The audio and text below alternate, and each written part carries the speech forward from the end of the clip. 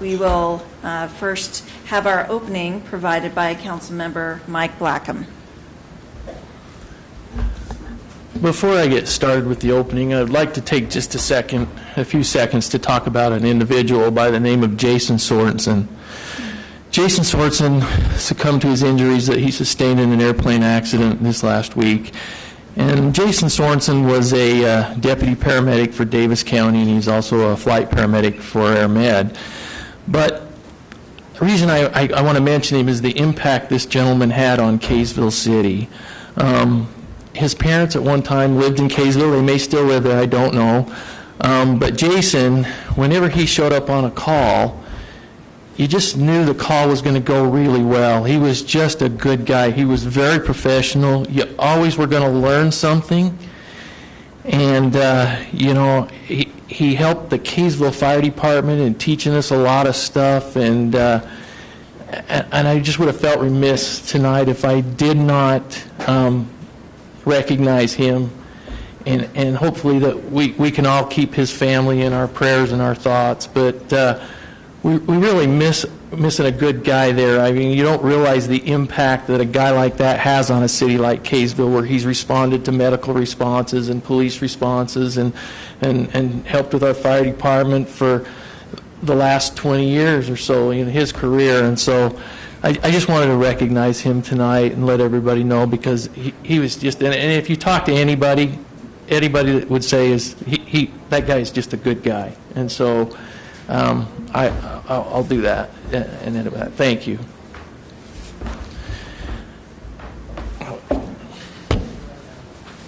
Our Father in heaven, we are deeply grateful to be here tonight, that we can hold this meeting as the governing body of Kaysville City.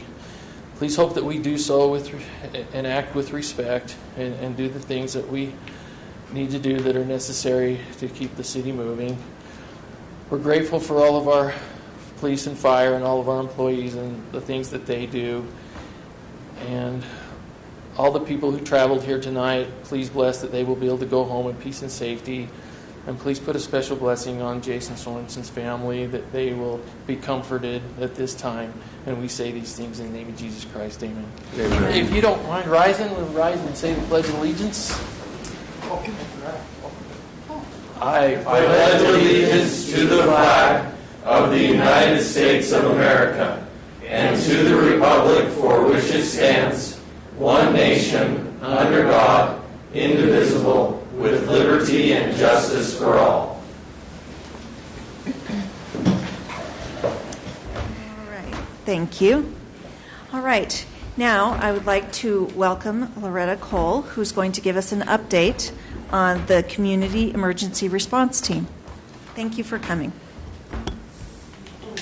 Yes, you may. Because my glasses, everybody has the same problem. While you're at the microphone, you can take that off. You may take off your mask when you're speaking. Oh, thank you. Thank you, Ms. Blackham, for mentioning Jason. I had a chance to know him for a few years when he was the emergency manager of Davis County. We worked together.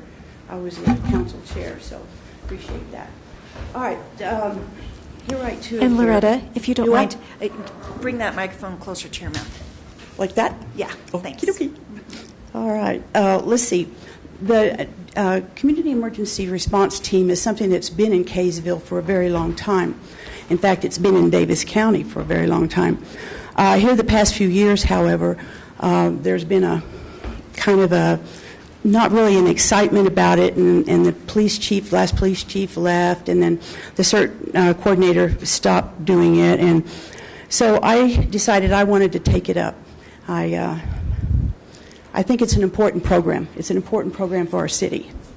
We know that our police and fire, if anything really big happens, and we've seen it happen, they're not going to be enough for them to cover the citizens in the areas that they need help with.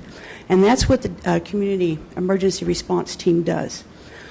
We are a trained group of people. We have a lot of volunteers, but for the most part, they're not really trained. And we know that people that go in that are not trained get hurt, and then they become part of the problem. And so in this endeavor, this is a sponsored community effort by FEMA. So it's not, it's big. And We do a lot. We get to do a lot. So that's basically what we're doing. But also for our city, it's a great PR. These people get in, we do things, and we get to know people. They get to know us, and we represent Kaysville when we have our cert badges and everything on. We do more for less. If there's something that the police department needs to have done or the fire department has to get done and they need help, we'll be there. And they don't have to hire anybody, pay more overtime and different things like that. We save you dollars, tax dollars, and let me tell you how. For every dollar that you give the CERT program, you get back 4. All right, and that's their stats. And volunteer hours in Utah, in 2014, it's more now. It's about $25 an hour is what you get to put down as volunteer service hours for your FEMA public assistance. In other words, you pay 25%, state pays 75%. 25% of that you can count with our community service hours. All right?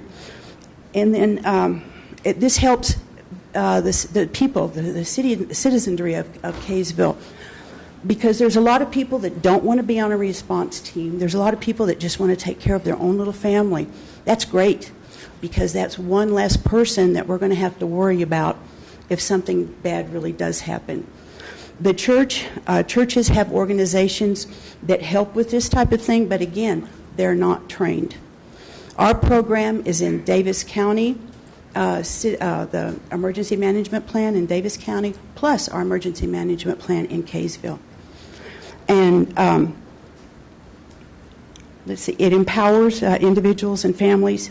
And the CERT Safe Practices reduces injuries to responders, citizens, and individuals nationwide. It's getting now to where we can go to other communities. Used to, Kaysville could only stay in Kaysville. They couldn't be called anywhere else. Now we can. We're beginning to be able to go across the lines. We are under the fire department. The only time that we can respond is if the chief calls me and says, okay, I need you, and then I get on the line. It's a chain calling just like everybody else has. And we have 8 districts in Kaysville, so that means we have 8 district leaders that I call, and then each district has teams of people that they can call. We do have training. You have to do at least 21 hours of training, 21 to 30 hours of training on different things like fire safety, disaster medical operations. A big one is the incident command system. We teach our people that we have to follow the same command system as the fire, the police department, and everybody else. So they're taught how to do that and when to do that. Disaster psychology, terrorism and hazardous materials, and then we have an exam which is a mock disaster, and I'm sure a lot of you have heard, the mock disasters that happen all the time. Well, we have to have that. Our instructors or our CERT teams have to have that mock disaster as part of their graduation. We also go to other cities. All of your government facilities, they have to have disasters, except for this year. It's been really crazy, but they have to have a mock disaster of some kind. They have to work in unison with each other, police, fire. We even work with the Air Force Base. We've gone out there and done things with them. So we are valuable, I believe, in our neighborhoods. We also have additional training, things like traffic and control, flood. Hopefully we don't have to worry about that one, but fire rehab. We have animal care, animal rescue, and volunteer donations with emergency management. We do all different kinds of things. You pick up the phone, and if it's something that's legal, we'll help you do it. And it gives you more with less, because we don't get paid. Okay? And then I think for the last thing, I just hope I gave everybody one of these. And this kind of is just a little one of the things that I've said. And so I believe I don't want to be redundant. So if there are any questions? Councilmember Lortz. So Loretta, for residents, how do they get involved if they want to become involved in CERT? All they have to do is they can call the fire department, and they've got my number. We're setting up the web now to have my name on it. It has the other facilitator's name on it right now, but they can call the fire department, and then they can call me. And then we've got CERT people all around. So hopefully, somebody, I know. And one of the big things, too, I was going to forget, we are going to start this program in the high schools. In the high school, we want our young people to know how to help and how to be responsible. And we want to bring it in. A lot of the CERT people in Kaysville were getting kind of more mature. And so we need some young blood in there. And that's what we're going to be trying to do. And I'm going to be getting with her so she can help me get going on that. So we're excited about that new part of the program. So any other questions? None? No, but thank you so much for your commitment to Kaysville. Thank you. Thank you for your time. All right. Thank you. Any conflicts of interest? Okay. Consent agenda. Would anybody like to move the consent agenda? I'll make a motion that we approve consent items A and B as outlined in the agenda. Second. It's been moved by Councilmember Lortz, seconded by Councilmember Tran. Any comments? All right, let's vote. Councilmember Adams. Aye. Aye. Aye. Aye. Aye. Motion is unanimous.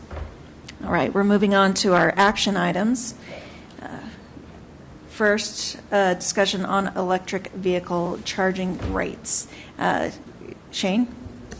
Thank you, Mayor. Probably Councilmember Lortz can speak better to this and maybe I want to add something, but just to kick it off, we have some new electrical vehicle charging stations. As a reminder, we received a grant for all the equipment that we were installed, and we were able to install that with our power department. And we're really excited about this. It'll be a nice asset to our city. We're going to have 9 different stations, and each station has 2 charging ports. So a total of 18. Oh, 7? 7 have 2 I'm sorry. We do have 2 more, but they're behind the fence, and for internal use, we're going to add some electric vehicles to our fleet as well. So 7 that would be used for the public, and we're at the time when we need to turn them on and start deciding what to charge, if anything. And I think right now the recommendation coming from the Power Commission is that we do not charge for, they did recommend taking a year to evaluate. I think they've changed their mind and moved to 6 months, just so we take a pause, let it be free for that period of time. We do have a grant for 5 years that will pay for all of the cloud storage, things that we'll have to pay for eventually. So the only thing that we'd be giving away is the kilowatt hour charge. So anything to add to that, Councilmember Lortz? Yeah, maybe. So the discussion we had as the Power Commission was that for 80% of the time through the year and through the day, Kaysville has excess power, and it's only during our very short peak periods, usually July, August, afternoons from 4 to 9 p.m., that we actually, draw extra power from what we have committed. So there's really no incremental cost to run the chargers for most of the day. And we said, since they won't be turned on until now August about, we'll be through most of that heavy peak period. And so we thought, let's let them be free, see what kind of usage we have, then we can evaluate rates. But they are not high-speed chargers, so they only charge at about 7 kilowatts an hour. So if you take that at our current residential rates, you're talking about 60 cents an hour for the electricity at retail rates. Wholesale rates from the city would be probably, 30 cents? So I think that's what they said at Power Commission. Okay. Is it half that? So they're recommending the first hit's free. The first 6 months. first 6 months is free, and just to get them used to using them, and then we'll evaluate. All right. That's what is being recommended. Anything additional that we need to discuss? Okay. Mayor, I would, Yes. one thing from the staff report is just showing that most cities don't charge for their electrical charging stations. Shane was at Mill Creek today, charged his car, I'm jealous, for free, which is really interesting. Probably because it's, a very minimal impact to the city, and it's a good way of incentivizing. So I think that's good to take into consideration. I've been parking at the charging station every time I play pickleball in my electric car, unable to charge it. So I'm looking forward to these being turned on. At Barnes Park, did we say where the other ones are? No, Yeah, maybe mention where all of them also are. at Heritage Park, Yep. And then the City Hall, when we get the parking lot done, they'll have some there too. And of course, we're hoping, as you probably all know, that we'd love to have people come to Kaysville, park there, go to the Kaysville Theater. It's probably going to, like Councilmember Lort said, that no one's going to sit there for 8 hours, and probably shouldn't. But if we could have people here a couple hours at a time, they walk on Main Street, go to the splash pad, go to Barnes Park, play pickleball. That's kind of the intent of what these were for. Why we got the grant in the first place. Yeah. Okay. It's exciting. All right. Okay. Would we, any more questions from council? All right. How about a motion? Do we need a motion? I'll make a motion that we approve action item A on the agenda. Second. Okay. It's been moved by Councilmember Blackham, seconded by Councilmember Lortz. Any comments? All right. We'll go to a vote. Councilmember Barber. Aye. Aye. Aye. Aye. Aye. Okay. Motion passes unanimously. Thank you. All right. Next, we're going to take the next two in, we'll do one presentation. It's a rezone and a preliminary plat for 1.1 acres of property at 1599 West Galbraith Lane from RA Residential Agriculture District to the R120 Single Family Residential District to include the planned residential unit development overlay zone. All right.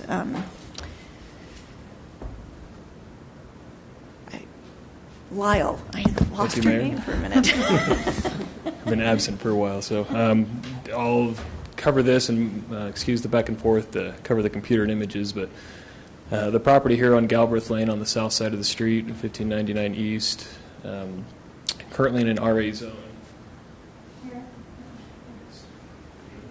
So you can see the green properties, bright green, that are surrounding it. It's a true half acre type development, bright green. The brown that's around it, which is an R120, is the zone that's been requested. That's a 20,000 square foot minimum lot size, which is basically half an acre. It's just a little shy, 20,000 square feet versus 21,780. And so they're very close in size and very similar in character. We actually started this process with the Planning Commission considering a flag lot in the RA zone, and at the Planning Commission meeting and just before, the applicant, as he looked at his property more, realized they were interested in giving a little bit more room to the new lot. There's an existing lot along Galbraith Lane and home that would remain. And for the home that they're hoping to build, they felt a little more space would be appropriate towards the back. So it was always two total lots. The existing home remains. A new lot be considered in a flag lot style.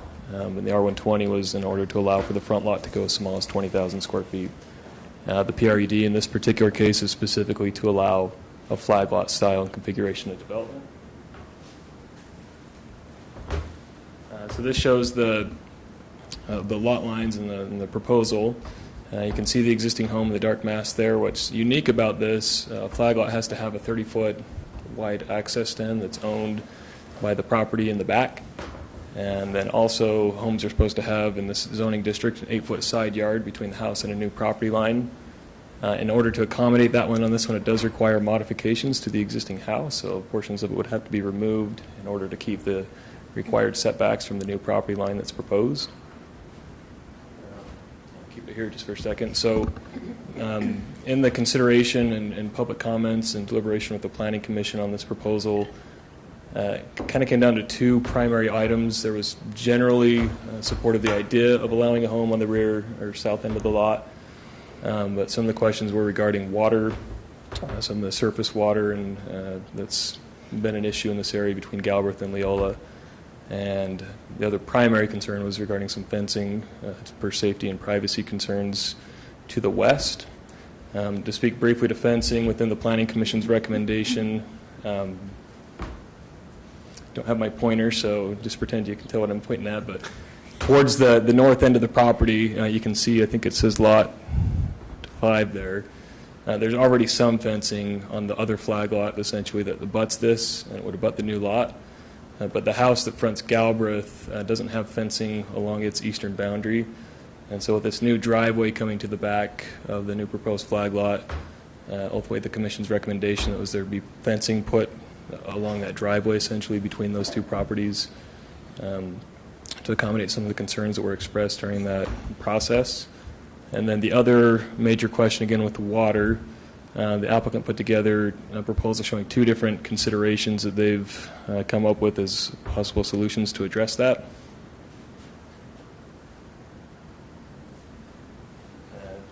You probably can't see it, but the first is the idea of piping stormwater out to our storm drain system. So we have stormwater within Galbraith Lane that we could accept the water from this property to be put into. They've got a yard box shown on the west edge of the property, then a pipe that goes out into Galbraith. And I believe there's enough slope and depth that they could make that and accommodate that.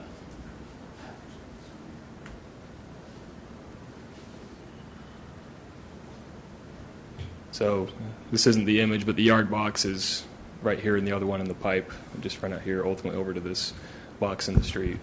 This idea was the idea of doing a sump, which a little different than a sump pump, which is the common thing you hear, but the general idea of creating a pit that helps the surface water get through the topsoil and into the groundwater within the development. So the water would accumulate in this area, get into gravel and through some boxes, and it would disperse it faster to get rid of it off of the surface to avoid that surface water issue that's been concerned.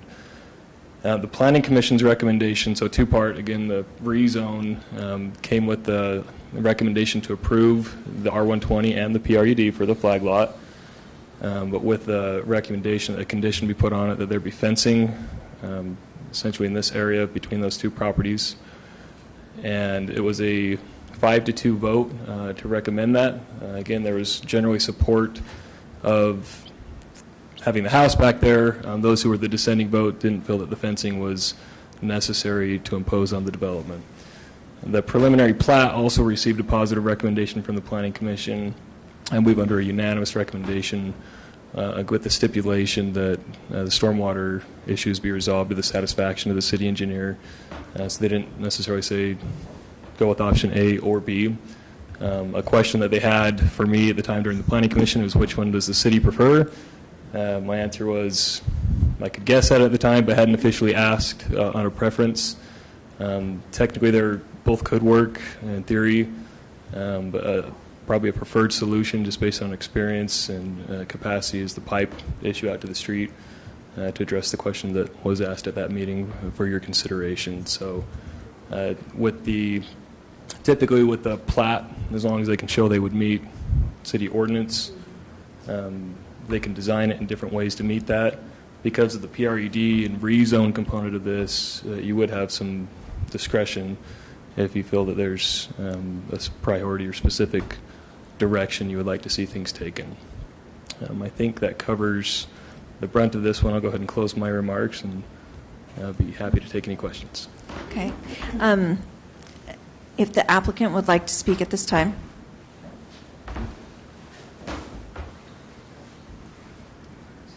Thank you, Lyle, for setting the stage. It's good to be with all of you this evening.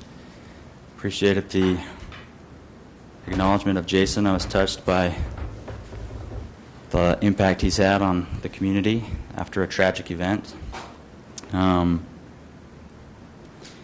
As was mentioned by Lyle, this proposed flag lot has been to 2 Planning Commission meetings. If you've watched those video recordings, you are familiar with some concerns the neighbors have raised. As Lyle mentioned, the fence and the water. Through both of those meetings, there was little dispute as to whether the flag lot would be appropriate for this site. If there is a perfect location for a flag lot in Kaysville, this is it. The 2 sticky points of the discussion have been based around collection of water and a privacy fence, which are concerns raised by the neighbors. I've met with each of the neighbors. I anticipate you'll hear from again tonight. I've met with them one-on-one, and I've met with them in a group setting. I feel I have addressed the water concerns with my engineer. Lyle mentioned option A, option B as regards to the water. One is more expensive than the other. I'll call it the Cadillac plan. It was only put together, I paid extra for my engineer to put together because it was requested by the Planning Commission and the neighbors, but it is a very expensive option, and I don't think I should be burdened with carrying that 100% if that's the direction the city wants to go and the neighbors. I do feel that retaining the water 100% on my site is an improvement and would be more than sufficient for the proposal. As regards to the fence, I have offered to contribute 50% towards any desired fencing, and I believe the Planning Commission's recommendation to force me to put the fence in was a little bit of a stretch. The neighbors haven't liked my offer of retaining the water on site. They haven't liked the offer of 50% towards fencing. It isn't viewed as sufficient in their eyes, yet they don't want to contribute anything on their end. They want the Cadillac plan. Since I'm paying for it, why not get the best they can get? I would expect somebody with a grievance, with a concern, to put their money where their mouth is, rather than saying, let's make this new guy fix our problem for us. Both the water and the fence issues occur not on the lot I desire to build upon, but the property lines adjacent to each of these neighbors. These are issues and concerns that should be addressed, in my opinion, neighbor to neighbor, not in a situation where I am one voice against their voices of 4 or more. These neighbors have a wish list, and they have convinced themselves it is appropriate to team up against the new guy, asking the city to be judge and jury in forcing the new guy to carry 100% of the financial burden of their wish list. I currently live on Grassy Plain Drive, which is a mile north of this property. My home is located between Angel Street and Wellington, which is identical to this lot. I solved my water issues by having every downspout for my rain gutters in my backyard connect to some drainage pipes, which then wrapped around my house and directed out towards the front street. I don't direct any of the runoff water from my property towards my neighbors. Some of my current neighbors who decided just to direct their downspouts from their rain gutters towards the back of their property line have encountered similar water issues, which the neighbors will voice here this evening, of the water collecting and pooling along these property lines. Those neighbors resolved those issues and concerns by putting in some gravel drains so that the water could be absorbed and drained quicker. It is a common and proper practice to direct your runoff water away from your home, but if you choose to direct your water towards the back of your property line, which then pools along that property line, you should work with your neighbor in determining the proper solution to remedy the situation. It isn't appropriate to ask the city to correct your problem or ask the new guy to carry the burden of fixing your problem. The water these neighbors are complaining about is coming from their own homes, from the runoff from their rooftops, coming down from their rain gutters, which is being directed towards this flag lot. It is not an inherent water issue of the lot I desire to build on. I emailed each of the members of the City Council photos of where these rain gutters are directed. I additionally emailed a short video that was taken Tuesday afternoon after 2 full days of rain to show how the water had been absorbed. And I do feel my option, again, if the neighbors don't want to contribute, I feel my option A is sufficient to remedy the situation and their concerns. Is it appropriate to direct your runoff water towards your neighbor and then insist that your neighbor, who you are sending all of your water to, be responsible for figuring out a way to get rid of all of that water on their own? If you want a new fence, is it typical to ask your neighbor if he will split the cost with you, or is it better to ask the city to intervene and force your neighbor to install the fence on his dime on your behalf? This property I'm requesting to be subdivided is one of the oldest, if not the oldest home in the neighborhood on the street of Galbraith. The lot does not have curb and gutter or sidewalk at the moment. There are 4 types of fence currently on this property. 1, the absence of a fence. 2, barbed wire fence. 3, chain-linked fence. And 4, a vinyl fence. Which of these 4 fences is appropriate for the neighborhood that we're now going to force the new guy to pay for? If the current owners of this lot that have been around for a long time made the same request as development occurred around them, the entire perimeter would already have a vinyl fence.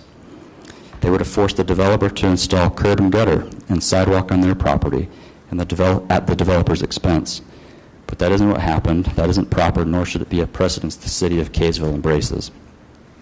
I will gladly retain 100% of my water on site as calculated by my engineer, and that cost is 100% mine. I am responsible for adding curb, gutter, and sidewalk to the lot, and I carry the expenses on my own. I adamantly oppose the excessive request from the neighbors of connecting to the city storm drain unless they are willing to participate in those expenses. I believe fencing should be determined neighbor to neighbor and not as a mandatory requirement of this flag lot for your consideration. I love Kaysville. This is where my wife and I have raised our 5 children over the past 13 years. We have wonderful neighbors, and we do our best to be good neighbors ourselves. Let these concerns at property lines be resolved neighbor to neighbor. This lot and the new home, along with the improvements and upgrades to the existing home, will be a positive boost to the neighborhood. The city approval process of this project should not translate to granting a wish list of the neighbors paid for at the expense of the new guy. Building one additional new home in Kaysville should not be defined as an opportunity for the neighbors to see how much blood they can suck from the new guy. I want to close with some voices of reason from the most recent Planning Commission meeting. Lyle Gibson quoted in that meeting from the City Code that fencing shall be required along all boundaries with the property adjacent to a subdivision where uses are viewed as non-compatible. I haven't heard anybody dispute or comment that this new home would be non-compatible. Commissioner Scott Hess pointed out there are multiple flag lots in this community that do not have fences running the length of the extended driveway. He does not think this is incompatible, which would require a fence. Commissioner Toby Barris feels uncomfortable making the developer pay for the fence. There are other flag lots in the area that do not have fencing. It is not a precedence. And finally, Chairman Wilf Summercorn pointed out an extended driveway like this can be installed by anyone in Kaysville at any time for an accessory building, and the city would not be able to require a fence. It should be determined neighbor to neighbor. I hope the voice of reason can be the theme this evening. I appreciate all of your time and commitment to this great city, and happy to answer any questions. Thank you. All right, thank you. We're going to go to public comment, and we are combining the public comment for both the rezone and the preliminary plat. All right. First, we have Jennifer Burke, followed by Kyle Burke, then Richard Collard.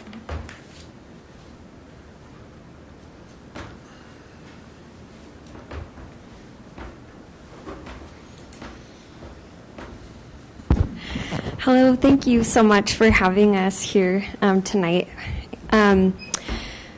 Our 2 primary concerns, and I can speak for myself and my husband, with this proposed development is first the safety and privacy of our home. We have a toddler who doesn't know yet whether or not walking into a street is safe.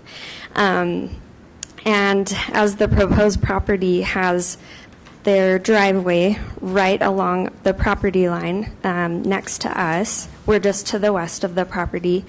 This is a major concern for us, as how as a mom can I not send my baby girl out to the backyard to play and just think, oh, maybe she's going to be run over by a car. We've been in contact with the Spot the Tot program. I don't know if you're familiar with that, but in Utah, once every week, a child is run over. So this is a major concern here in Utah, if not the whole nation. So that's one of our main concerns is that fencing along our side where the driveway would be. And yes, anybody can put a private driveway back, maybe for like a garage or something, but it's different from a home being back there, because you would have, you're going to go in and out several times a day, whereas if it's just an detached garage, then, you may not go in and out several times a day. So that's one of our major concerns. Another concern is, of course, the water that you've heard about. We support the decision of the Planning Commission to require that Mr. Alvey takes care of the water runoff. As you know, Kaysville doesn't have the highest water table, and especially in this area, there's a lot of clay. And so we would like to request that he pushes the water out to the storm drain, as that is allowed, which it isn't always, I'm sure, as you know. So as you know, as more dirt and as the homes raised up, this will be an even greater concern.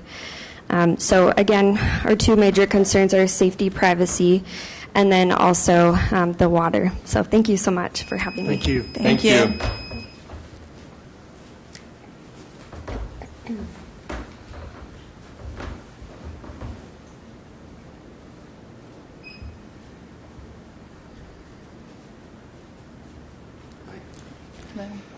So I'm Kyle Burke. I'm Jenny's husband.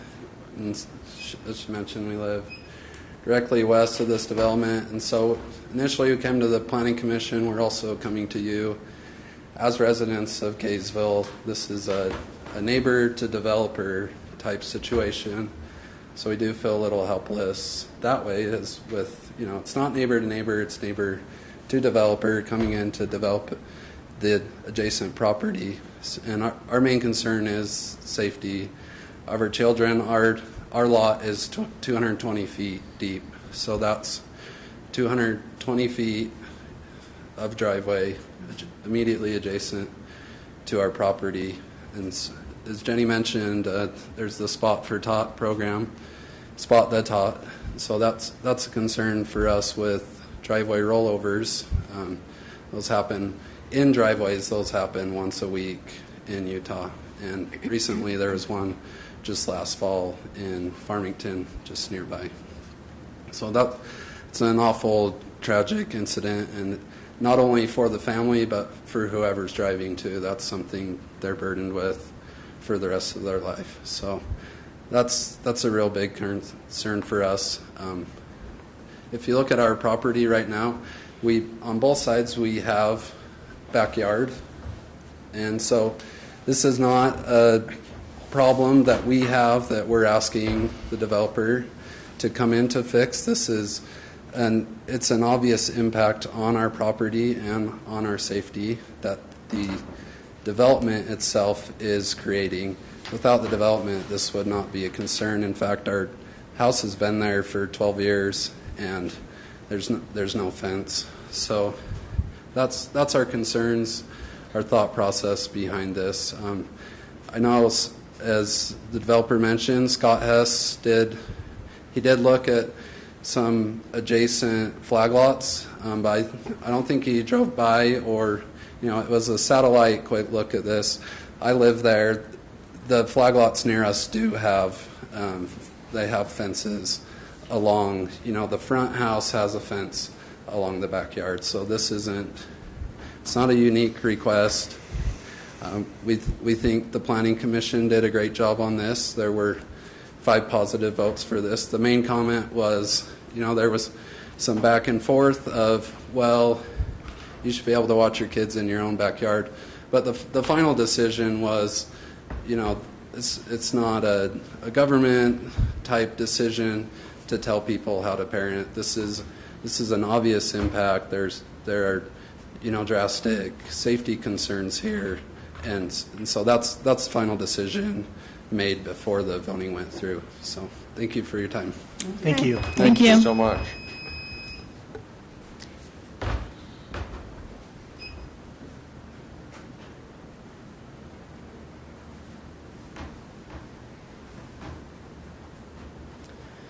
So I'm Richard Collard. My home is the backyard of this lot. So Houston Court went in a few years ago, and since Houston Court went in, my neighbors to the east on Leola Street have experienced severe flooding. They have 2-3 feet of water that runs into their yards due to that development. So I've been in my home 11 years now, and I don't have any water problems. And my concern is that with this home going in, that I'm now going to have water problems similar to my neighbors that are backyards to Houston Court. So in talking with the developer, he's looking at putting a 5,500 to 6,000 square foot home on that lot. Okay, so he talked about the rainstorm this week. The ground absorbed that water. Well, there's not 200 feet of driveway on that lot at this time. There's not a 6,000 square foot home, so that water that is being absorbed by the soil at this time will not be absorbed by the soil once this lot is developed. Because I don't have any water issues now, I don't think that I should have to bear any cost to mitigate potential water problems that comes onto my property. That should be borne by the developer. The two options, the French drain and taking the water out to the storm drain.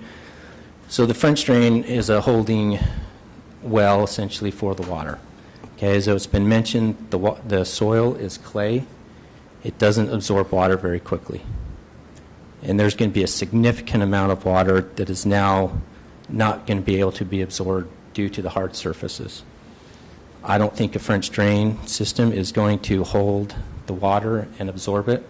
I think the water should be taken off the property and gotten just taken away.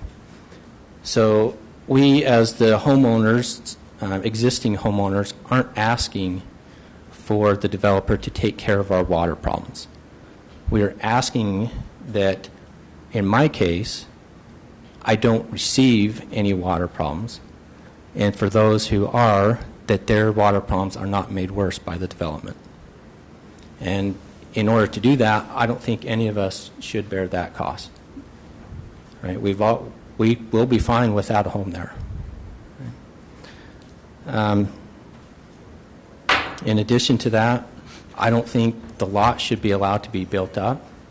If the lot is built up, it's going to make the water problems worse. I think the elevation needs to stay the same. Thank you. Thank you. Thank you. All right.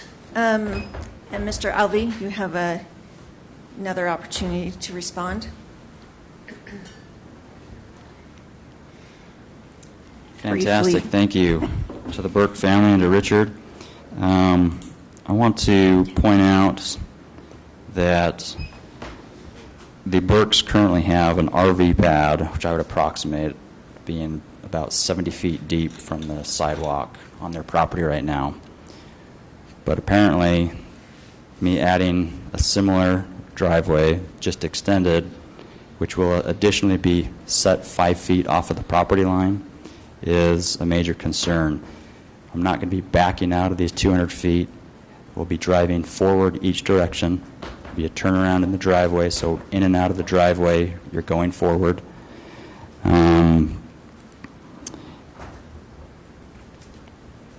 As far as Richard's comments, I was glad to hear that he doesn't currently have any water issues. That was the first time I've heard that. That was phenomenal. And I would just reiterate that if my engineer designs a plan where we're retaining 100% of our water on site, then everybody should be golden. Shouldn't be any worse, but should be better than what it currently is. Okay. Thank you. Thank you. All right. Okay. Questions from council? Councilmember Adams? Yeah, so you did mention, this was going to be one of my questions, and you happened to mention it. You've got it set up so that you are going to be driving forward. Anytime you're going down that road, there's not going to be backing up. I guess I'm just, I'm so sensitive to this website, Spot the Tot. Every time I back out of my garage, I am staring at that backup camera, just obsessing about a kid running in front of my truck. And I wish I could back into my garage, but I would destroy my garage. So to me, I mean, and I don't know the statistics, but my guess is that the majority of those incidents that happen throughout Utah are people backing up. And that is important to me, that you would be driving forward all of the time. I mean, you're not going to reverse 80 feet through your driveway. Absolutely correct. Something we're definitely sensitive of. We have 5 kids. And again, this is a driveway. It's not a private road. Very minimal traffic. I would be as confident as saying that the probability of an accident on a driveway, even though extended, if you're driving forward in and out of, lower probability of an accident than somebody who's backing out of a standard 30-foot driveway. Okay. And I don't know if you can answer this so much, or if Lyle, I mean, I listened to the Planning Commission meetings both. I think that's maybe something that's hopefully unique about our city council, is probably all of us listen to the Planning Commission meetings. And I wonder, it sounded like a couple of the neighbors already have water issues. Is that correct, Lyle? I mean, there was one, I thought I heard one that was saying that the water was standing up to a foot or something like that in a certain area. Okay. How much of that water do you feel, Lyle, is coming from this vacant lot? Thank you.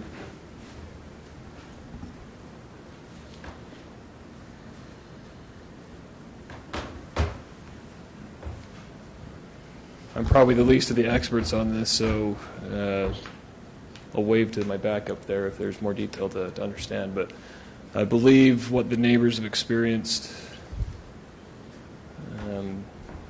there we go. So I think this is the Houston Court project that was referred to earlier, and once that went in, it was referenced that they started to see water. I think most of it is up in this area on the east side of the block, if you'd call it that. And so as generally happens, Kaysville, as the water runs east to west towards the lake, downhill, this wouldn't be contributing anything to these properties and their issues, as they're likely uphill or upstream from that.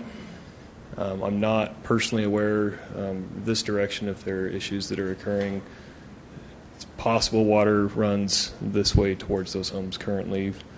Probably always done so, even prior to the construction of the home, as far north of it is, but there may be some additional water from the impervious materials on that could contribute. But like I said, it's an old home, so it pretty much predates any of the issues that this area is currently experiencing. And then this will be my final question for a little bit.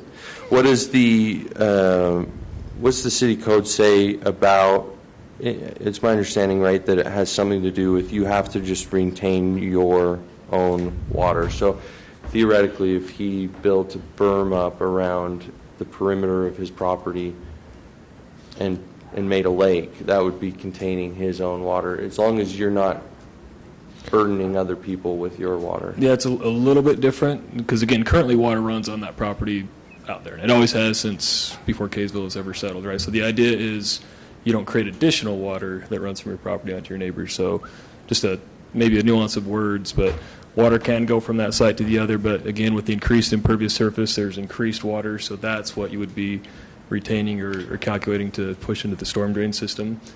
And that's what would be accounted for. Lyle, isn't it more that you have less drainable area for the water to go? It's not more water is there. The same amount of water is hitting that lot. It's just now you have less area for it to drain into. That's correct. Yeah, the two things, and I'm not the expert on this again either, but you're exactly right, Councilman Lord. So there's less pervious surface to absorb that water, but also with the new impervious surface, it runs at different rates, and that plays into it a little bit as well. It may move a little quicker, and so it absorbs a little bit differently than it had previously. So those are things that the engineers, as they finalize the details, would account for and Councilmember Tran. Oh, thanks. So I have a question. So his engineer has created this plan, and then as it goes through the city approval process, the city also looks at it, engineers it, right? So if there's still, so if it doesn't work out as planned and it ends up flooding the neighbors, what happens at that point? I mean, who does that come back to? That never happens. I know it doesn't in Kaysville, but I'm just like, if it did happen. Thanks for humoring me.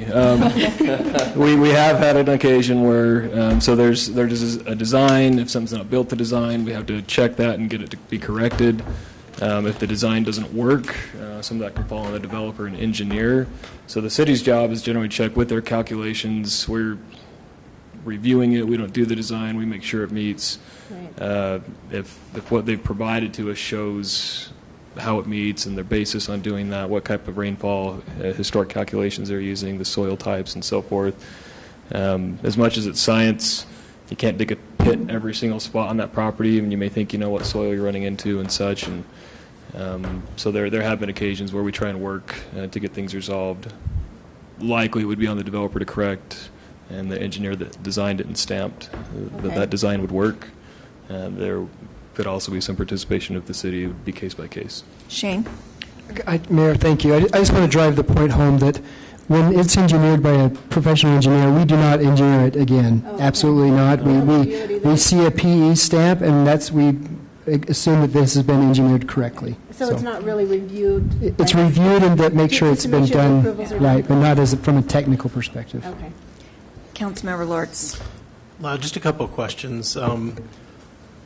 The slope for the driveway, is that going to be heading towards the street or back towards the house?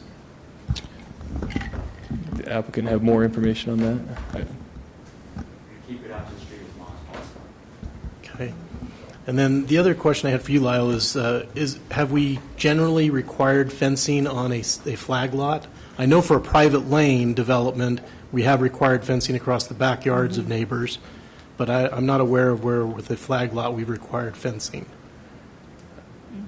I'm not familiar, since I've been around, with that being a requirement. They're in frequently, that people choose to do it, but I don't have personal experience where the city has required that the developer install it. And so I think that would be, up to your interpretation of, again, the ordinance, whether it's compatible or not, but also you get some additional discretion with the PRUD, but at least in the past 6 years, I've not seen it done in this type of development. Councilmember Barber? I do have a question. Going back to the Planning Commission's recommendation, even though I listened to both meetings where this was at, I still was a little bit confused. So if you can clarify, their approval of preliminary plat with the condition that the existing home be modified before a final plat is recorded, I'm assuming that has to do with the lot variances. It's the 8-foot separation they need. Yeah, They got to so cut the house off. To draw a new property line, this has to be 30 feet wide for the driveway. And at 30 feet, it's essentially on the new home, and we require distance separation between the new home and that new property line. So they would have to remove 8 or 9 feet, I forget the specifics, in order to be compliant with that.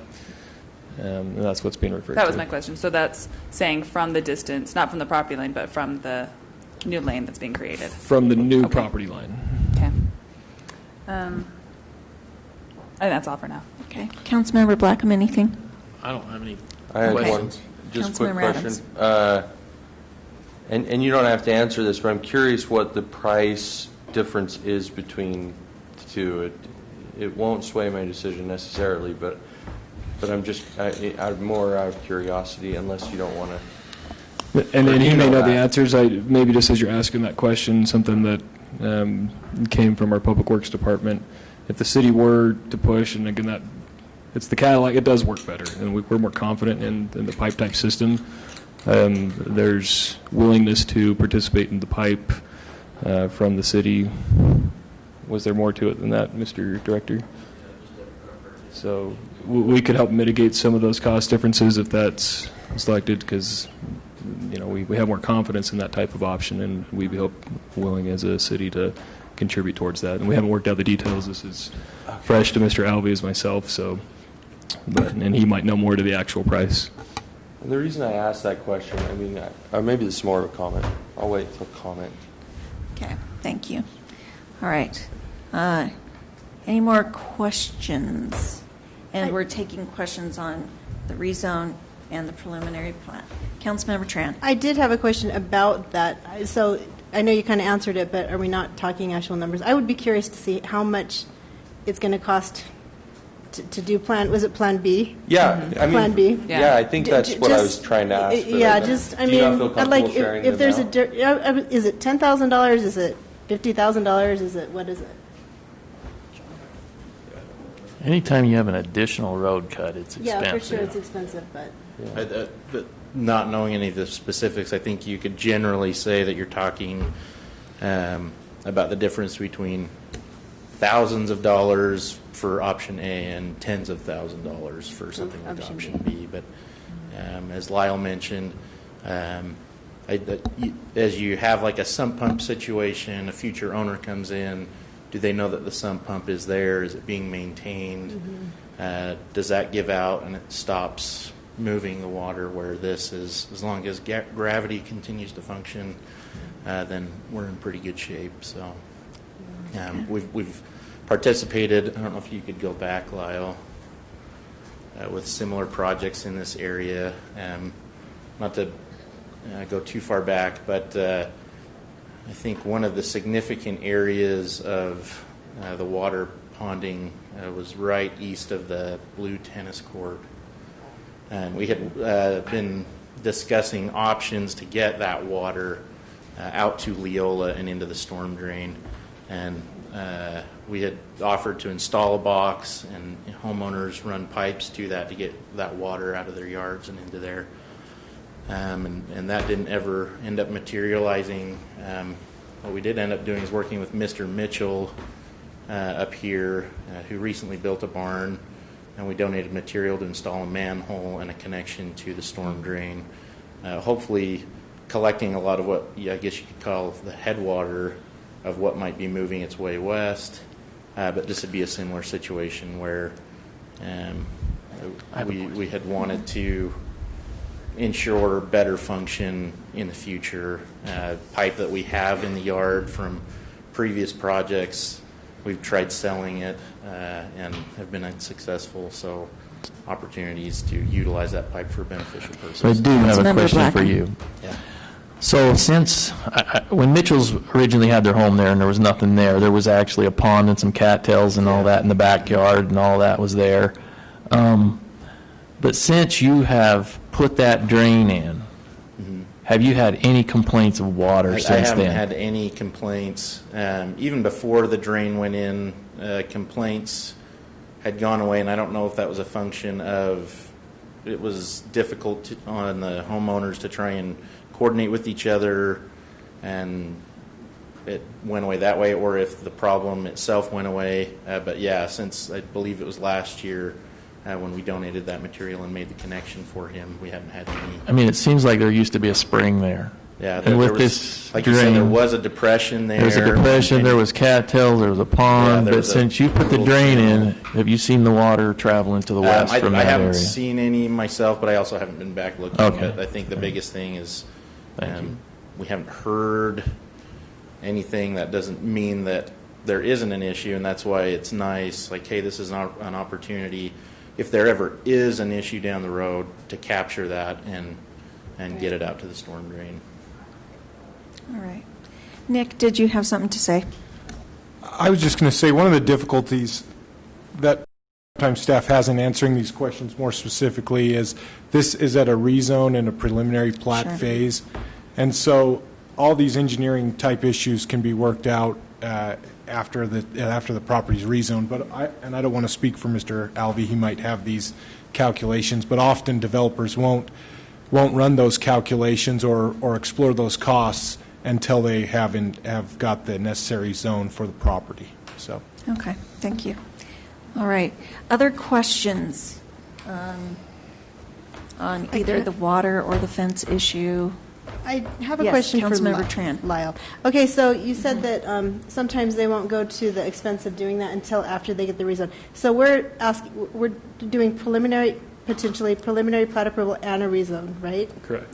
So they can be, so they're separate, and it's not going to be a vote for both. It'll be two separate votes. Correct. So the rezone would come first to determine whether or not you're okay with the R120, but also the idea of a flag lot. Okay.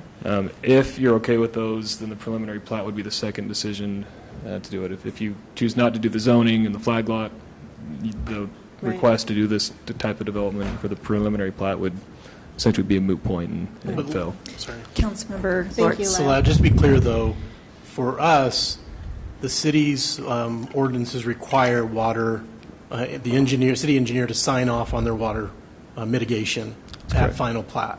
They have to show that that's been signed off. Correct? Okay. Okay, very good. Okay, any other questions? Okay, I will entertain a motion at this time Mayor, for the rezone. Yes. Can we do comments before the motion? Because it seems like appropriate. No. It seems after the motion is too late to talk about it. And so I'm wondering if we could do the comments first before we had a motion, because it could make the difference as to whether somebody voted for or against Well, it. that's the point. Somebody's going to put their stake in the ground and say, I'm here's what I just, think. I'm and looking then at my we'll discuss council it. members, and I think they appropriately kind of want to talk about it before there's a motion. I don't know. I would recommend maybe the motion that you make, this is just my thought, Right. just to jump in, is that maybe the motion that you make, council Pertains member. to the comments here. Pertains to the comments that you think we're going to talk about, and then if we want a substitute motion Yeah. after the comments, we'll It just clear seems like the it's kind air. of a backwards type deal. It is. Talk about all I've of been it. thinking Have the a same motion thing. first and then Been talk trying about to it. think Seems about ways backwards. to make comments with questions also. That's our process that we have set up. So I'm with you, Mike. But and Okay. let's start with, it's kind of like the opening bid, as it were, right? And you can always change it and shift it and everything else. Okay, but it's then the I'll opening make a bid. motion. Good. I'll make a motion that we accept the rezone for the R120 and the PRUD for a flag lot subdivision, that staff look at his drainage issues, and no fence be required. Okay. Do we I'll have a second second? Okay. It's been moved by Councilmember Blackham, seconded by Councilmember Lortz. And now we have comments. So is that for both? Because don't we have, No. don't we have to motion? No, preliminary plat is the second piece. Yeah, that's Yes. just Okay. So this is rezone. just the I thought the rezone. preliminary plat had to do with the fence and the That has to do the with the water. timing of when the fence has to be You're right, done. you're Yeah. exactly correct. So I thought we need to just first So approve. you can take the fence out. I'd be willing to take the fence out if we can talk about the Well, fence. but the the planning planning commission put commission, the yeah. fence Is as part part of of the the- Okay, rezone. so Oh, they then put that in the The rezone? timing of the fence Okay. was put into the. All right, then I'll leave my motion as is. Okay. If Yeah, you I think can. it's okay as it is. All right, Okay. guys. We're Thank you. talking. Thank you. All right. Okay, so comments on this motion. Comments on this motion. We talked about the fence in Councilmember this Tran. motion, right? Yes. Okay. My comment on that is, I totally understand what some of the neighbors are saying about, the safety. Of course, I've got kids too, and I think we all do, and we understand that. I do think that since the developer has offered to pay 50% of that fence, that's a fair relationship and negotiation between neighbors. I know sometimes in developments we do add a fence, but it's generally in a different kind of scenario. So anyway, I think that's a good idea. Thank you. Councilmember Barber. Yeah, I think when we look at this, when I've driven by and looked at this, all of the flag lots are there. Like you said, it's not unique to put a flag lot in this area. They all look very different. They're all laid out just a little bit different. And I think the fence is to accommodate just the fact that it looks like a very standard flag lot. I mean, like the definition. But I also feel like it's still consistent with the neighborhood. I feel like it still fits there. It doesn't stand out. It's not something that doesn't fit with the other homes in the area. So I would support that part of the motion to remove that. And I do hope that the neighbors can work together to put that in. Okay. All right, Councilmember Lortz. So I guess my comments will start with, I think that we have to be careful about what we mandate to be done in projects. because it is a very dangerous precedent to start doing that. I will give my recommendation. If the builder is willing to put in half the money, we'll put in 100 feet of that fence across their backyard, starting from the other fence. And then if they feel that it's important to finish the fence, they can pay to finish the fence. That way you fulfilled what you said you would do and help protect that backyard area from the child coming across into that drive lane. So I think that would be a fair way for you to show and demonstrate that. And then if they feel that there's still a safety issue, they can pick up that. And we're talking about 200 feet of fence. And I'm guessing vinyl fence, $30 installed, $6,000, $3,000 each person. We're not talking about $10,000 here. And so I think that that would be a reasonable way for you to look at that. As to the water, I've had to deal with many water issues as I've built homes and lived in homes. And it's always very tricky because everybody blames that somebody else is causing the water problem. And I think that we have to trust that city engineer and the staff will follow the guidance and the ordinances to make sure that it's mitigated appropriately and calculated properly. And I don't think that we can say that you have to do the most expensive, surefire, 100% guaranteed plan. You have to do what's reasonable. And I don't think that we've required people to push it out to the stormwater system on every flag lot that's ever been developed. And I don't think we should have to force that on this one, as long as the city engineer says that the current plan they propose, if it is not to do that, is sufficient. Okay. Councilmember Adams.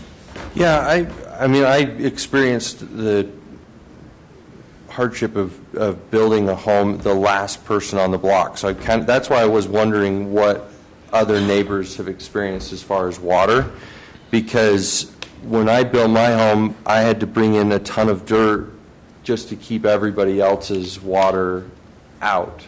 And what was so intriguing about it to me was that the neighbors would tell me, man, we never had any issues before your house was built. But they were also really kind to say, but that's because we were all sending our water to your backyard. And so I just feel for all of these neighbors. What we ended up doing was running a pipe through one of the neighbors that was willing to sacrifice for a while his backyard to dig a trench that came through his backyard to the storm drain. And 5 or 6 of us connected to that pipe. And it has been a miracle. I mean, no issues for any of us. So I love the concept of the Cadillac, to be honest with you, but I love it when people are contributing to it. And so I guess my thought would be, from a recommendation standpoint of neighbors, if you really want a good system, help pitch in or figure out a way, any way that you can. That's why I was kind of wondering the cost to make this happen, make the Cadillac system happen, so that you can tap into it and you won't have to worry about future problems that you maybe never knew you had because this place was there taking the water. And so, much like the fence, I think everybody puts skin in the game and you end up with a better product. When you just ask someone to do it on their own, they're going to do what they need to do to get it by. And so that would be my recommendation as well. I think very similar to maybe what others said. But I hope that they can do that, because if you do that, it'll be better for you in the long run all the way around. All right.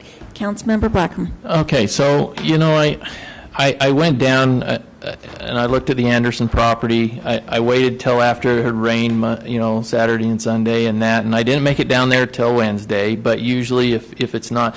So I got off and I walked all the way to the very back of the property. I went back there. There's trenches back there. There's things that have been dug. Everything was dry. It was completely dry. There wasn't, and there's kind of a hole on the southeast corner that's a little bit deeper. It was completely dry.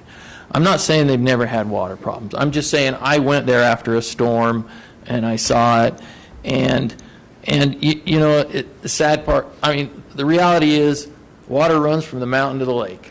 Just so happens we decided all build houses in between it. As I looked at this, I looked at all the houses around it, and I said, this is more like the last house being built in the subdivision. It's it's going through a rezone, it's going through whatever, but it's really the last house in the subdivision. And when you start talking about fencing and it talks about non-compatible uses, well, to me, a non-compatible use was like when Lloyd Barnes says, you're going to build a subdivision next to me, and I got to keep my cows out of there, so you need to build a fence so my cows don't get in everybody's backyard. That's a non-compatible use to me. But to have two single-family dwellings adjacent to each other and call that non-compatible, I can't agree with that. I'm all about the safety, and I think the safety is a real issue, and I think your neighbor here that you will have is willing to work with you. And that's what happens usually in subdivisions with neighbors, is they get together and they agree and they share in the cost of a fence.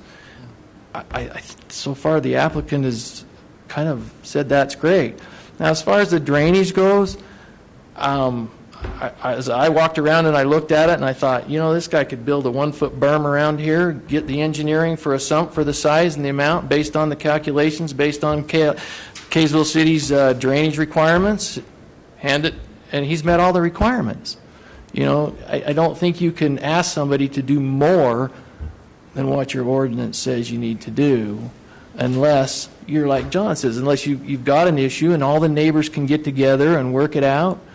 But just because he's the last guy in the neighborhood, I don't believe he should carry the burden. So that's why I made the motion I did, and hopefully they can work it out and they can all be good neighbors. And anyway, that's all. All right, that sounds great. Councilmember Black, and my question was, on your motion, repeat what you said about the engineering. I just want to make sure. That they provide some sort of a drainage engineering that the city approves, whether it be A or B, huh? Yeah. A or B. Okay. It's got to be or C. That was going to be my comment, to be- especially it seemed like it was new to everyone. Josh saying, hey, we can work together. Let's work with. I mean, there the are a city. lot of subdivisions out there that everybody's water just drains to the backyard. Yeah. I mean, the only really code requirement is that you drain away from the home so you don't damage the home. Yeah. But that water has been going that way forever. We just build in the middle of it. We just got to try to work together to get it so it's not a nuisance. Yeah. Well, that sounds great. Yeah. Well said. All right.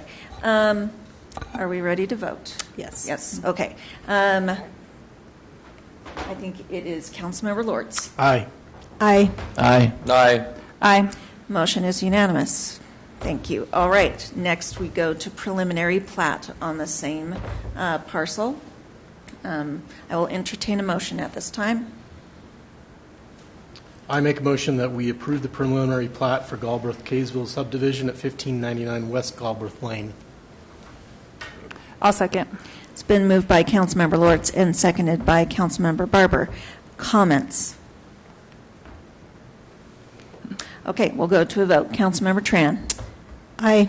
Aye. Aye. Aye. Aye. Motion is unanimous. Congratulations. All right. Lyle, we are moving on to consideration of a development agreement and request to rezone approximately 14 acres of property located at 1773 West, 200 North from the A5 Heavy Agriculture District to the R110 single-family residential, R114 single-family residential, R16 single-family residential, and R2 two-family residential zones, to include the planned residential unit development overlay zone to be included over each district, and the preliminary plat associated with that. Lyle. I know that the applicant and property owner has a fair amount of detail that they're prepared to present to the council, so I think within my remarks I'll cover just a few things procedurally and then maybe a couple comments regarding the report.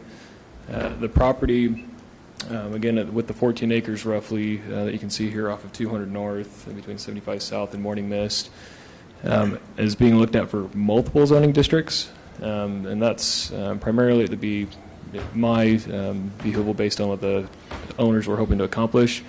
We decided that we would put it before you as multiple zones rather than one zone, that it's just easier to administer in that manner. It's more predictable what type of housing and what it would look like done that way. But in your consideration, there are multiple zones on the request. Some of those include the PRUD.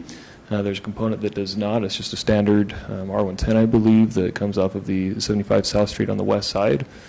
But all currently are spoken to and administered, at least in portion, by the development agreement that's been put before you with this. The applicant will speak a little bit to their timing and what they're hoping to do with the project. The development agreement's intended to put some caps and set kind of the max expectations, I guess you could say, for what might occur within the development. Correct me, but we've adjusted a little bit, I think, since the Planning Commission originally saw this. When the Planning Commission had this about 4 weeks ago in their meeting, there was originally essentially 4 phases that were shown on the project. You had the R110 over to the west, the standard lots. There are some small single-family lots that come just off Morning Mist Lane, and a townhome section to the east, and then some additional larger single-family lots up against 200 North. Based on the comments from the Commission and public through that process, the applicants changed their concept some, reduced the number of lots, put somewhat of a buffer by creating some larger lots than were in the previous plan up against some of the existing homes and lots on the eastern side. And so the development agreement speaks to that, for example, and speaks to the number of homes. I think it's 55 total units is what comes to mind within the development. It's to primarily give you as the council, if you're okay with those concepts, the general layout, where the streets would go, the number of streets, the number of homes, that whether it's tomorrow or in 5 years, whenever that happens to develop, that you can have that expectation, you know what that's going to be based on that agreement. So there may be some flexibility potentially within that, but usually it's less intense rather than more intense, again, because it's setting those types of caps and parameters. And of note within that agreement, the developer is not looking for exceptions within our ordinances. They're simply looking for the standards that are outlined within the common open space subdivision type under our PRED section. So 20-foot setbacks, the amount of open space that would be typical within that, and that's stated explicitly within that report. To the Planning Commission, and I believe we have an esteemed member of the Commission here tonight that can speak to that a little bit further. It was a unique recommendation in that, and I may have erred on this, so if you'll bear with me on this explanation, within the report, I believe the original motion that was made was in favor of approving the proposal as it was presented to the Commission. That failed with a 2-to-5 vote, primarily with the discussion of the Planning Commission of connectivity on whether or not 75 South Street would continue west and tie into Morning Mist Lane.